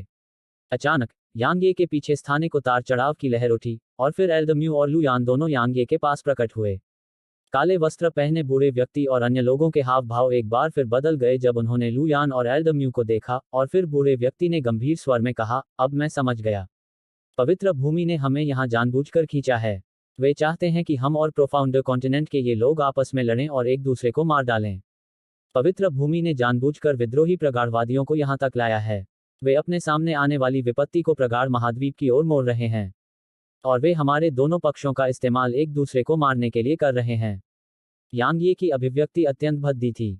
अचानक लुयान और एल्दम्यू अचानक प्राचीन डोमेन शहर की ओर देखने लगे, और लुयान ने कहा, अरे, एक विशेषज्ञ जो प्रोफाउंडर महाद्वीप से नहीं है, शहर में दिखाई दिया है। यांगे ने पूछा, क्या यह एक चुनौतीपूर्ण बात है? यह हॉलोव ग्राउंड्स का सदस्य है। हमारे साथ धोखा हुआ है। हॉलोव ग्राउंड्स आपके साथ दुश्मनी मोल नहीं लेना चाहता। वे चाहते हैं कि प्रोफाउंडर कॉन्टिनेंट और विद्रोही प्रोफाउंडर्स लाभ उठाने से पहले एक दूसरे से लड़ें। अध्याय 779 पवित्र भूमि में पुनः प्रवेश। जैसे ही उसने बोलना समाप्त किया, लुयान वहीं गायब हो गया। लेकिन कुछ ही देर में वह फिर से यांगी के सामने आ गया। हालांकि उसके चेहरे पर काफी भद्दा भाव था। पवित्र भूमि से किसी ने एक स्थानिक मार्ग बनाया और दो सर्वोच्च विशेषज्ञ शहर में आए। उन्होंने डिंग शाओयाओ और लिटिल याओ को ले लिया। अगर मैं समय पर वापस नहीं आता, तो शायद सु किंगशी और शियाओ युक्सी भी उनके द्वारा पकड़े गए होते। लुयान ने धीमी आवाज में कहा। जाने से पहले उन्होंने कहा कि यदि आप उन दोनों को बचाना चाहते हैं, तो आपको पवित्र भूमि पर जाना होगा और दमन का पत्थर भी साथ लाना होगा। म्यू किंगफेंग ने जब लुयान की बात सुनी तो उसकी आंखों में आश्चर्य और भय साफ झलकने लगा। लगता है मैं अभी भी बहुत भोली थी। यांगे ने गहरी सांस ली और कहा, पवित्र भूमि। अच्छा, बहुत अच्छा। यांगी की आवाज बहुत शांत थी, लेकिन यहाँ हर किसी को एक अवर्णनीय ठंडक का एहसास हुआ। तो पवित्र भूमि हमें प्रोफाउंडर महाद्वीप को कुचलने के लिए इस्तेमाल करना चाहती थी। इस बीच काले वस्त्र पहने बूढ़े आदमी ने अचानक कहा, आपका इस्तेमाल पवित्र भूमि द्वारा किया गया है, और हमारा भी। अगर हम एक दूसरे से लड़ेंगे और मारेंगे तो क्या हम पवित्र भूमि को सफल नहीं होने देंगे? क्यों ना हम अभी प्रोफाउंडर महाद्वीप से पीछे हट जाएं? उन्हें मार डालो। यांगे ने ये शब्द कहे थे। माफ कर दो और भूल जाओ। क्या मजाक है? उन्होंने स्वाभाविक रूप से ऐसा करने का फैसला किया क्योंकि एल्दम्यू और लुयान यहाँ थे। एक बार उन्हें जाने की अनुमति मिल गई, तो यह भविष्य के लिए आपदा पैदा करने से बिल्कुल अलग नहीं होगा। इसके अलावा, जब विद्रोही डिपफोथर्स फिर से यहाँ आएंगे, तो यह केवल कुछ दर्जन नहीं, बल्कि हजारों की संख्या में होंगे। उनकी राय में, पवित्र भूमि उनकी दुश्मन थी, और विद्रोही दीपार्थी भी उनके दुश्मन थे। एल्दम्यू और लुयान ने हमला करने में संकोच नहीं किया। क्या तुम सच में सोचते हो कि हम तुमसे डरते हैं? आज तुम सबको मार डालने के बाद मैं निश्चित रूप से पूरे महाद्वीप को खून से नहला दूंगा। काले लबादे वाला बूढ़ा आदमी गुस्से से दहाड़ा, और फिर क्षितिज में एक बड़ा विस्फोट हुआ। यांगे। म्यू किंगफेंग ने यांगे को देखा, और उसकी आंखों में आश्चर्य, आतंक और सतर्कता थी। यांगे ने अपना हाथ हिलाया और कहा, आप जा सकते हैं। तुम मुझे नहीं मारोगे? म्यू किंगफेंग ने अपनी आंखों में आश्चर्य का एक निशान प्रकट किया। क्या आप उनके असली इरादों से अवगत थे? यांगे ने म्यू किंगफेंग को देखा और यह सवाल पूछा। उसने अपना सिर हिलाया और कहा, उन्होंने वास्तव में मुझे प्रोफाउंडर कॉन्टिनेंट के साथ शांति स्थापित करने के लिए यहाँ भेजा था। लेकिन अब ऐसा लगता है कि यह उनका उद्देश्य नहीं था। यह केवल मेरे चंद्र संस्कार हॉल और आपके बीच के रिश्ते का उपयोग करके आपको पवित्र भूमि पर जाने के लिए प्रेरित करना था। यदि विद्रोही प्रोफाउंडर यहाँ नहीं पहुंचे होते, तो शायद अब तक आप पवित्र भूमि पर होते। उस समय, इस तथ्य के साथ कि आपके प्रियजन उनके हाथों में होंगे, वे आपको उनकी ओर से लड़ने की धमकी देंगे, भले ही वे आपको मार न दें। मेरे लिए पवित्र भूमि पर एक संदेश भेजें। उन्हें बताएं कि मैं बहुत जल्द पवित्र भूमि पर जा रहा हूँ। इसके अलावा, अगर लिटिल याओ और शाओयाओ को कुछ भी हो जाता है, तो मैं विद्रोही प्रोफोफा से भी बदतर विद्रोही प्रोफोफा बन जाऊंगा। मेरा विश्वास करो, मैं कुछ भी और सब कुछ करने में सक्षम हूँ। यांगे ने अपनी आंखें बंद कर ली थीं, जबकि शक्तिशाली तलवार का इरादा उसके भीतर से लगातार बढ़ रहा था, और यहाँ तक कि उसके आसपास का स्थान भी कांप उठा। म्यू किंगफेंग ने कुछ देर तक यांगे को देखा, और फिर उसने धीरे से आह भरी, मैंने कभी उम्मीद नहीं की थी कि यह ऐसा होगा। मुझे माफ करें। उसने बोलना समाप्त करते ही वहां से चली गई। इस बीच लड़ाई भी खत्म हो गई थी। सभी विद्रोही दीपशिखाएं नष्ट हो चुकी थीं, जबकि वे बहुत शक्तिशाली थे और यह काले वस्त्र पहने बूढ़े व्यक्ति के लिए विशेष रूप से महत्वपूर्ण था। हालांकि वे एल्दम्यू और लू यान के बराबर कैसे हो सकते थे? एल्दम्यू और लू यान सुप्रीम एक साल थे के बराबर थे। यांग ये ने उनकी लाशें हटा दी और फिर उसने मरमेड कबीले के सदस्यों को देखा। कियानलान के अलावा मरमेड कबीले के बाकी सभी लोगों ने जल्दी से यांग ये को थोड़ा सा झुकाया और कहा, तलवार मास्टर, हमारी जान बचाने के लिए धन्यवाद। यांग ये ने सिर हिलाया और फिर उसकी नज़र कियानलान पर पड़ी। उसने स्वाभाविक रूप से उसे पहचान लिया क्योंकि उसी ने उसे उस दिन वाटरसोल दिया था। हालांकि वह उस समय बहुत कमजोर थी। आप नीदरलैंड मंडप से हैं। नीदरलैंड युवती से आपका क्या रिश्ता है? यांग ये ने पूछा। नश्वर दुश्मन, कियानलान ने उत्तर दिया। क्यों? यांग ये ने भौहें सिकोड़ी। उसने जवाब दिया, मैं आपको यह नहीं बता सकती। यांग ये ने सिर हिलाया और कहा, अब आप क्या करने की योजना बना रहे हैं? उसने जवाब दिया, उग्रवादियों को मार डालो और बदला लो। यांग ये ने कहा, मेरे साथ प्राचीन डोमेन सिटी लौटने के बारे में आप क्या सोचते हैं? कियानलान ने अपना सिर हिलाया और कहा, मैं इस जगह की रक्षा करना चाहती हूँ। अन्यथा अगर विद्रोही डिपोर्टर्स यहाँ आएंगे तो समुद्री कबीलों के और भी सदस्य मर जाएंगे। यांग ये ने कहा, आप सही कह रहे हैं। जब वह इस बिंदु तक बोला तो उसने एल्दम्यू और लू यान को देखा। एल्दम्यू, सीनियर लू, क्या आप उस टेलीपोर्टेशन संरचना को नष्ट कर सकते हैं जो महाद्वीप को पवित्र भूमि से जोड़ती है? लू यान ने अपना सिर हिलाया और कहा, इसे कई साल पहले बाहरी स्वर्ग के एक सर्वोच्च विशेषज्ञ ने बनाया था और इसमें कानूनों की ऊर्जा है। मैं इसे अपनी मौजूदा ताकत से नष्ट नहीं कर सकता जब तक कि मैं अपनी चरम शक्ति तक वापस नहीं आ जाता। यांग ये ने कुछ देर तक गहराई से सोचा और कहा, प्राचीन डोमेन शहर को यहाँ ले आओ। अब से महासागरीय कबीलों का क्षेत्र प्रोफाउंड महाद्वीप की रक्षा की पहली पंक्ति होगी और यह रक्षा की अंतिम पंक्ति भी होगी। अगर हम बच गए तो हम साथ साथ बचेंगे, अगर हम मर गए तो हम साथ साथ मरेंगे। धन्यवाद, तलवार मास्टर। मरमेड कबीले के सभी सदस्यों ने तुरंत यांग ये के सामने सिर झुकाया, क्योंकि महासागरीय कबीलों के लिए शहर में आना असंभव था। लेकिन एक बार जब विद्रोही प्रक्षेपक महाद्वीप पर पहुंचे तो सबसे पहले आपदा का सामना निश्चित रूप से महासागरीय कबीलों को करना पड़ा। फिर भी अब यांग ये प्राचीन डोमेन शहर को यहाँ ले जा रहा था और यह साबित हुआ कि यांग ये वास्तव में महासागरीय कबीलों के साथ जीने और मरने का इरादा रखता था। लू यान और एल्दम्यू ने भी सिर हिलाया क्योंकि वे भी यांग ये के फैसले से सहमत थे। सबसे पहले, प्राचीन डोमेन शहर को यहाँ ले जाने से समुद्री कबीलों की रक्षा हो सकती थी। दूसरे, यह पीछे हटने के सभी साधनों को काटने के बराबर था। अगर वे इस क्षेत्र की रक्षा करने में सक्षम थे तो हर कोई जीवित रहने में सक्षम होगा। अगर वे असफल रहे तो सभी एक साथ मर जाएंगे, क्योंकि यह रक्षा की पहली और आखिरी पंक्ति थी। इसलिए यहाँ तक जो विशेषज्ञ छिपे हुए थे वे भी निश्चित रूप से मदद करने आएंगे, क्योंकि अगर वे नहीं आए और रक्षा की रेखा टूट गई तो इसका मतलब था कि पूरा महाद्वीप खो गया। उस समय कोई भी जीवित नहीं रह पाएगा। कियानलान ने यांग ये की ओर देखा, फिर भी एक शब्द नहीं बोली। एल्दम्यू और मैं आपके साथ पवित्र भूमि की ओर चलेंगे। इस बीच लू यान अचानक बोला। यांग ये ने अपना सिर हिलाया और कहा, यह जगह तभी सुरक्षित रह सकती है जब एल्दम्यू और सीनियर लू यहाँ हों। अगर आप दोनों चले गए तो हम एक पल में महाद्वीप खो सकते हैं। मुझे पता है कि आप दोनों किस बात को लेकर चिंतित हैं। चिंता मत करो। हालांकि पवित्र भूमि को नष्ट करने की मेरी वर्तमान इच्छा विद्रोही गूढ़ लोगों से ज्यादा है, लेकिन मैं जल्दबाजी में कोई काम नहीं करूंगा। लू यान ने कहा, स्थिति इतनी भी खराब नहीं है। डिंग शाओयाओ और लिटिल याओ को पकड़ने का मुख्य कारण दमन के पत्थर को फिर से हासिल करना है। वे शायद आपको धमकाने के लिए उनका इस्तेमाल करना चाहते हैं ताकि आप पवित्र भूमि के लिए मौत तक लड़ने के लिए प्रोफाउंड कॉन्टिनेंट का नेतृत्व करें। इसे सहयोग का एक रूप भी माना जा सकता है। हालांकि वे पूर्ण नियंत्रण में होंगे। एल्दम्यू ने कहा, मैं हॉलोव ग्राउंड्स के साथ सेना में शामिल होने के विचार का समर्थन नहीं करता। अगर हम उनके साथ सेना में शामिल हो गए तो हम निश्चित रूप से तोप के चारे से ज्यादा कुछ नहीं बनेंगे। चाहे वे विद्रोही डिपरोफेयर्स हों या हॉलोव ग्राउंड्स, उनमें से किसी पर भी भरोसा नहीं किया जा सकता। संक्षेप में, हम अभी बहुत बुरी स्थिति में हैं।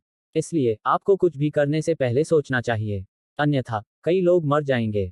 यांग ये ने सिर हिलाया और कहा, चिंता मत करो, मैं सावधान रहूंगा। मैं किंगशी, युक्सी और अन्य लोगों को एल्दम्यू और सीनियर लू के पास छोड़ दूंगा। जैसे ही उसने बोलना समाप्त किया, यांग ये की आकृति क्षितिज में गायब हो गई। तुमने उसके साथ रहने का फैसला क्यों किया? यांग ये के चले जाने के बाद लू यान अचानक बोला। एल्दम्यू ने उत्तर दिया, वह शायद इस दुनिया को छोड़ने का हमारा एकमात्र मौका है। लू यान ने कहा, मुझे पता था कि तुम्हें निश्चित रूप से पता होगा कि उसके पास वह खजाना है। एल्दम्यू ने कहा, वह खजाना आखिर क्या है? इतने सारे लोग इसके लिए क्यों लड़े? लू यान ने अपना सिर हिलाया और कहा, मुझे भी नहीं पता कि यह वास्तव में क्या है। हालांकि मेरे युवा गुरु यांग ये के पिता को पता होना चाहिए। संक्षेप में, चाहे जो भी हो, यह वैसा ही है जैसा आपने कहा, यह इस दुनिया को छोड़ने का हमारा एकमात्र मौका हो सकता है। काश, वास्तव में मैं अपने इस युवा गुरु यांग ये से बहुत प्रसन्न हूँ। उसके पास असाधारण प्राकृतिक प्रतिभा है। हालांकि यान कबीले में यह कुछ भी नहीं है, लेकिन इस दुनिया में ऐसी उपलब्धि हासिल करना उसके लिए वास्तव में बुरा नहीं है। दुर्भाग्य से, अगर वह अपना चरित्र नहीं बदलता है, तो शायद उसे भविष्य में कष्ट उठाना पड़ेगा। यान कबीले के उन पागलों का तो जिक्र ही न करें, यहाँ तक कि बाहरी स्वर्ग और विद्रोही गूढ़ लोग भी उसे बहुत कष्ट पहुंचाने में सक्षम होंगे। अगर युवा साहसी और निर्भीक नहीं है, तो वे अब युवा नहीं रह जाएंगे। एल्दम्यू ने कहा, परिपक्वता एक ऐसी प्रक्रिया है जिसके लिए समय की आवश्यकता होती है। जहां तक दुख की बात है, जहां तक मेरा सवाल है, युवाओं के लिए थोड़ा दुख सहना सबसे अच्छा है। यह फायदेमंद है ना? लू यान ने हंसते हुए कहा, अब इस बारे में बात नहीं करनी चाहिए।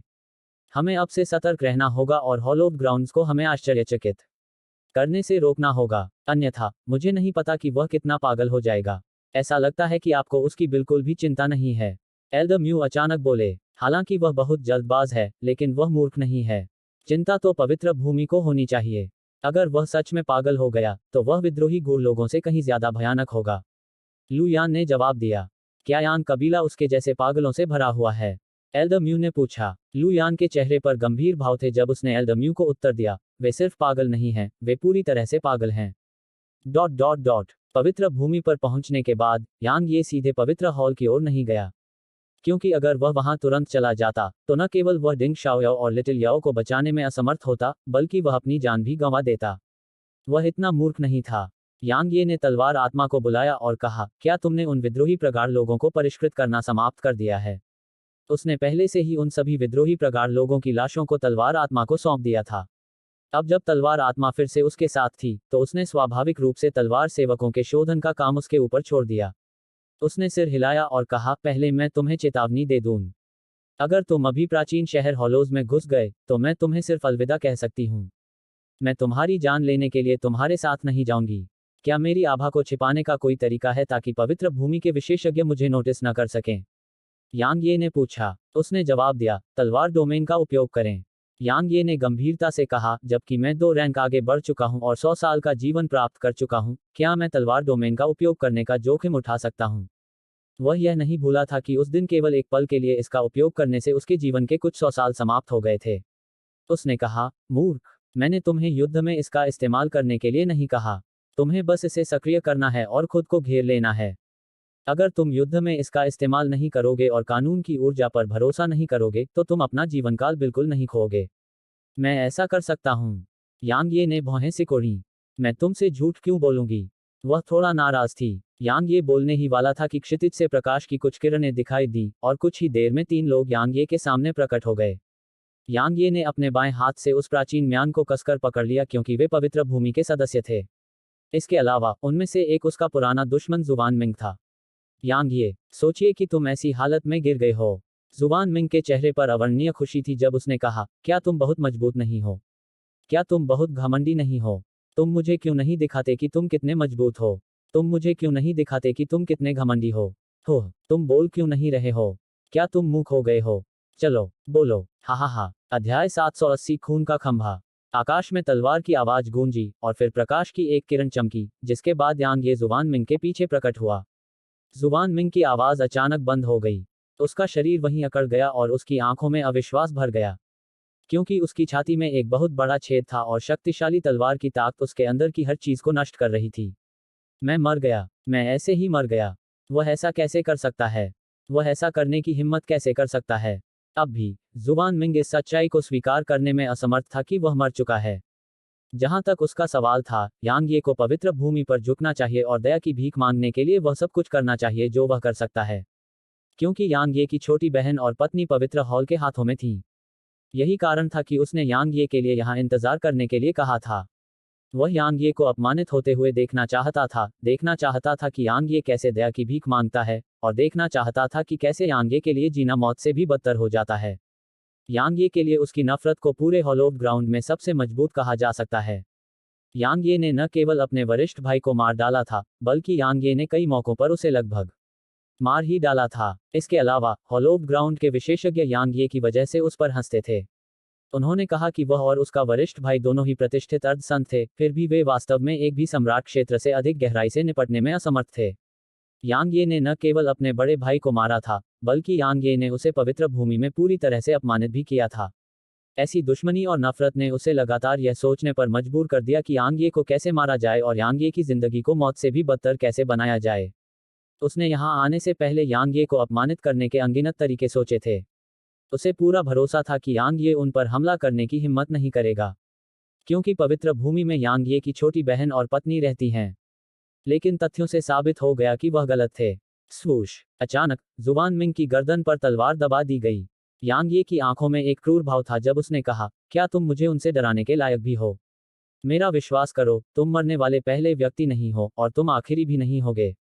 मैं कसम खाता हूं कि अगर विद्रोही प्रगाढ़ लोग पवित्र भूमि का विनाश नहीं कर सकते तो मैं यह करूंगा। स्विश! जुवान मिंग का सिर हवा में उड़ गया। यांग ये, तुम्हारी हिम्मत कैसे हुई? जुवान मिंग के साथ यहां आए अन्य दो अर्धसंत भयभीत थे। उन्होंने हमला नहीं किया और वे पीछे मुड़ने और भागने का इरादा किया। हालांकि तलवार सेवकों के एक समूह ने उन्हें घेर लिया। 2 सांस से भी कम समय बीता था कि दोनों की मौत हो गई। तुम्हारा गुस्सा और हत्या का इरादा बहुत मजबूत है, तलवार आत्मा अचानक बोली। यांग ये ने इससे पहले लगातार बहुत शांत उपस्थिति प्रदर्शित की थी। जब वे यहाँ पहुंचे और जुवान मिंग के समूह से मिले, तब उसे आखिरकार एहसास हुआ कि यह बिल्कुल भी शांति नहीं थी। वह अपनी भावनाओं को दबा रहा था। अब वह इसे और नहीं दबा सकता था। अगर शाओयाओ और मेरी छोटी बहन को कुछ हुआ, तो मैं इसमें भाग लेने वाले हॉलोव्ड हॉल के हर एक सदस्य का सफाया कर दूंगा। हर व्यक्ति के लिए एक वर्जित चीज थी। यांग ये की वर्जित चीजें उसकी छोटी बहन और उसकी महिलाएं थीं। तलवार आत्मा ने अपना सिर थोड़ा हिलाया। वह जानती थी कि पवित्र भूमि और गहन महाद्वीप का अब मेल होना असंभव था। कुछ समय बाद यांग ये ने अपने दिल में हत्या की इच्छा को दबा लिया। उसने कहा, इस समय मेरे पास कितने तलवार सेवक हैं? लगभग 50। वह काली पोशाक वाला बूढ़ा आदमी उनमें सबसे ताकतवर है। सच कहूं तो सिर्फ इतनी सी ताकत पवित्र भूमि से लड़ने के लिए पूरी तरह से अपर्याप्त है।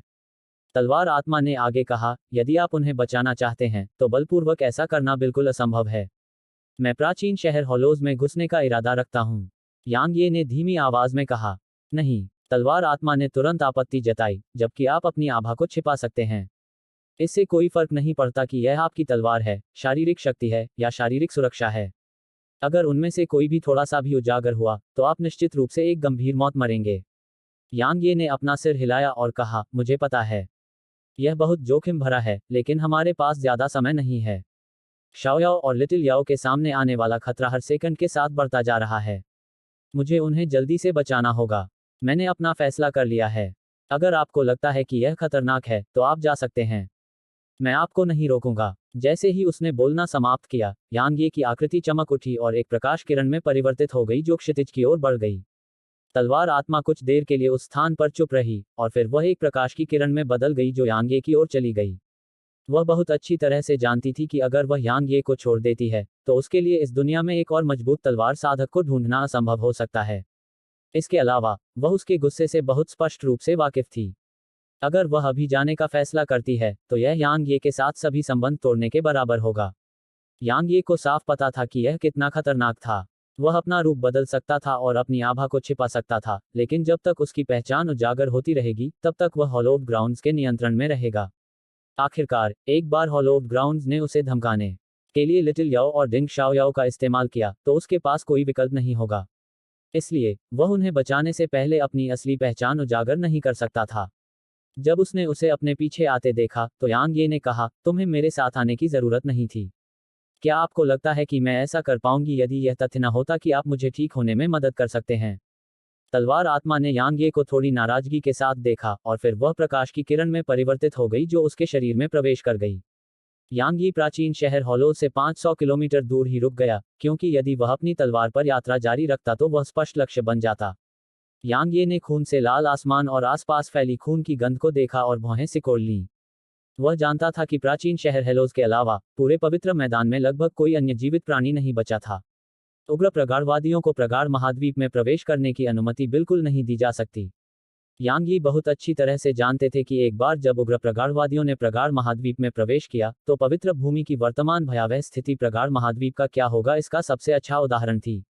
यांग ये ने अपना रूप और कपड़े बदले और फिर प्राचीन शहर हेलोज की ओर चल पड़ा। शहर के निकट पहुंचने में उसे काफी समय लगा और उसके हाव भाव तुरंत बदल गए। शहर के प्रवेश द्वार के बाहर सिर रखे हुए थे। सिरों का घना विस्तार, हर उम्र और लिंग के लोगों के सिर थे। उनमें से हर एक को शहर के द्वार के सामने रखा गया था और उनकी संख्या कुछ 100 से हजारों में थी।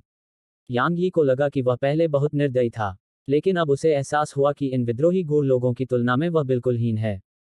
शहर की दीवारों पर बहुत से लोग खड़े थे। ड्रैगन रेस, डेमन रेस और उससे भी ज्यादा इंसानों के सदस्य थे। इस समय उनकी सभी आंखें लाल थीं क्योंकि वे शहर की दीवारों के नीचे उन कई सिरों के मालिकों को जानते थे, या शायद वे सिर उनके किसी करीबी के थे। शहर के बाहर 3 काले वस्त्र पहने युवक खड़े थे। उनमें से एक ने शहर की ओर इशारा करते हुए कहा, देखा, वे सभी तुम सब की वजह से मारे गए, क्योंकि तुम सब जाकर उनकी रक्षा नहीं कर पाए। बेशक तुम सब ने ऐसा करके सही किया। आखिरकार तुम खुद की रक्षा नहीं कर सकते तो तुम उनकी रक्षा कैसे कर सकते हो? हा हा हा। वह कुछ देर तक जोर से हंसता रहा, फिर उसने कहा, देखा, हम यहाँ सिर्फ 3 लोग हैं, लेकिन फिर भी तुम सब शहर छोड़ने की हिम्मत नहीं कर रहे हो। यह कितना दुखद है। क्या तुम्हारे पास बहुत सारे प्रतिभाशाली लोग नहीं हैं? आओ, यहाँ आओ और हमें अपनी ताकत दिखाओ। चिंता मत करो, हम निश्चित रूप से कायरों की तरह व्यवहार नहीं करेंगे और तुम पर हमला नहीं करेंगे। अचानक शहर का दरवाजा खुला और एक औरत बाहर निकली। यह नेदरमैडन थी। काले वस्त्र पहने हुए आदमी के चेहरे पर घृणा का भाव गायब हो गया जब उसने नेदरमैडन को देखा। इस बीच उसने अपनी सांस बिल्कुल भी बर्बाद नहीं की और उसकी लोहे की जंजीर आगे बढ़ी और छाया में बदल गई जो आकाश को ढक रही थी और उसे घेर रही थी। यांग ये के दिल में झटका और भी मजबूत होता गया जब उसने उनकी लड़ाई देखी। काले लबादे वाले आदमी की ताकत उसकी उम्मीदों से थोड़ी ज्यादा थी क्योंकि वह वास्तव में नेदरमैडन से बराबरी से लड़ने में सक्षम था। हालांकि यांग यी को अपनी नजरें हटाने में ज्यादा समय नहीं लगा। आखिरकार वह यहाँ शो देखने नहीं आया था। उसने अपना दाहिना हाथ हिलाया और तलवार आत्मा उसके पास प्रकट हुई। मुझे भी अंदर ले चलो। यांग ये ने उसकी आंखों में देखा और कहा, मुझे पता है कि तुम्हारे अंदर जाने का रास्ता जरूर है। मुझे नहीं मालूम, उसने मना कर दिया। यांग ये ने कहा, इस बार इसे ऐसा समझो कि मैं तुमसे भीख मांग रहा हूँ। वह कुछ देर तक उसे देखती रही और बोली, क्या तुम जानते हो कि तुम्हें कुछ भी नहीं हो सकता? तुमने देखा है कि विद्रोही प्रगाढ़ और पवित्र भूमि कितनी भयानक हैं। ये दोनों ताकतें प्रगाढ़ महाद्वीप का विनाश चाहती हैं और अगर तुम्हें कुछ हो गया तो महाद्वीप खत्म हो जाएगा। भले ही तुम अपनी सुरक्षा के बारे में सोचने से इनकार करो, तुम्हें महाद्वीप पर अपनी पत्नियों के बारे में सोचना चाहिए। यांग ये ने पूछा, आप चाहते हैं कि मैं उन्हें मौत से बचाने के लिए कुछ न करूं? उसने जवाब दिया, नहीं, मैं आपसे इस पर और विचार करने तथा सुरक्षित रास्ता सोचने के लिए कह रही हूं। उसने अपना सिर हिलाया और कहा, कोई समय नहीं है। वास्तव में कोई समय नहीं है। मैं जो भी पल बर्बाद करता हूं, वह उनके सामने आने वाले खतरे को बढ़ाने का एक और पल है। मुझे तुम्हारी वहां मेरे साथ जाने की जरूरत नहीं है। तुम्हें बस मुझे अंदर भेजना है। मुझे पता है कि तुम निश्चित रूप से ऐसा करने में सक्षम हो। वह बहुत देर तक चुप रही, फिर उसने धीरे से आह भरी। उसके बाद उसने एक मुहर बनाई और थोड़ी देर के लिए प्रकाश की किरण चमकी। यांग यी और उसके पैरों के नीचे तलवारों का एक घेरा दिखाई दिया और फिर वे मौके पर ही गायब हो गए। बहुत समय बीतने के बाद यांग ये ने एक बार फिर अपनी आंखें खोलीं और फिर उसने आसपास के माहौल पर नजर डाली। इस समय वह शहर के भीतर था और तलवार आत्मा उसके भीतर छिप गई थी।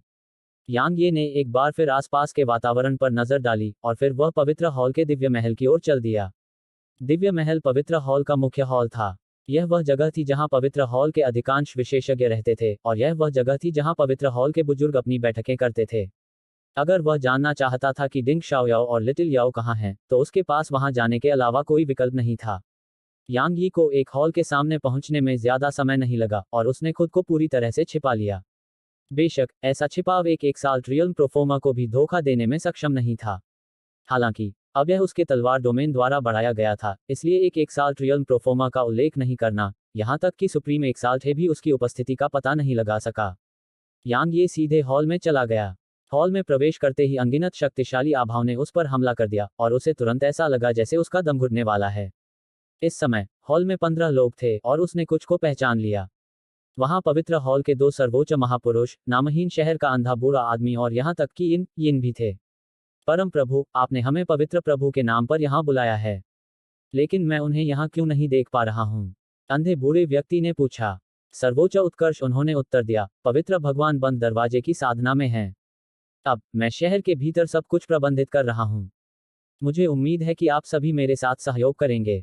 आखिरकार यहाँ मौजूद हर एक व्यक्ति उनसे कमजोर नहीं था, इसलिए स्वाभाविक रूप से उन्होंने उन्हें आदेश देने की हिम्मत नहीं की। अंधे बूढ़े आदमी ने कहा, हमें बताओ कि यह क्या है। सर्वोच्च उत्कर्ष उन्होंने सिर हिलाया और कहा, आप सभी ने विद्रोही प्रगाढ़वादियों की ताकत देखी है। वे प्राचीन काल के विशेषज्ञ हैं और हमारे अर्ध संत उनके सामने सम्राट क्षेत्र के विशेषज्ञों की तरह हैं।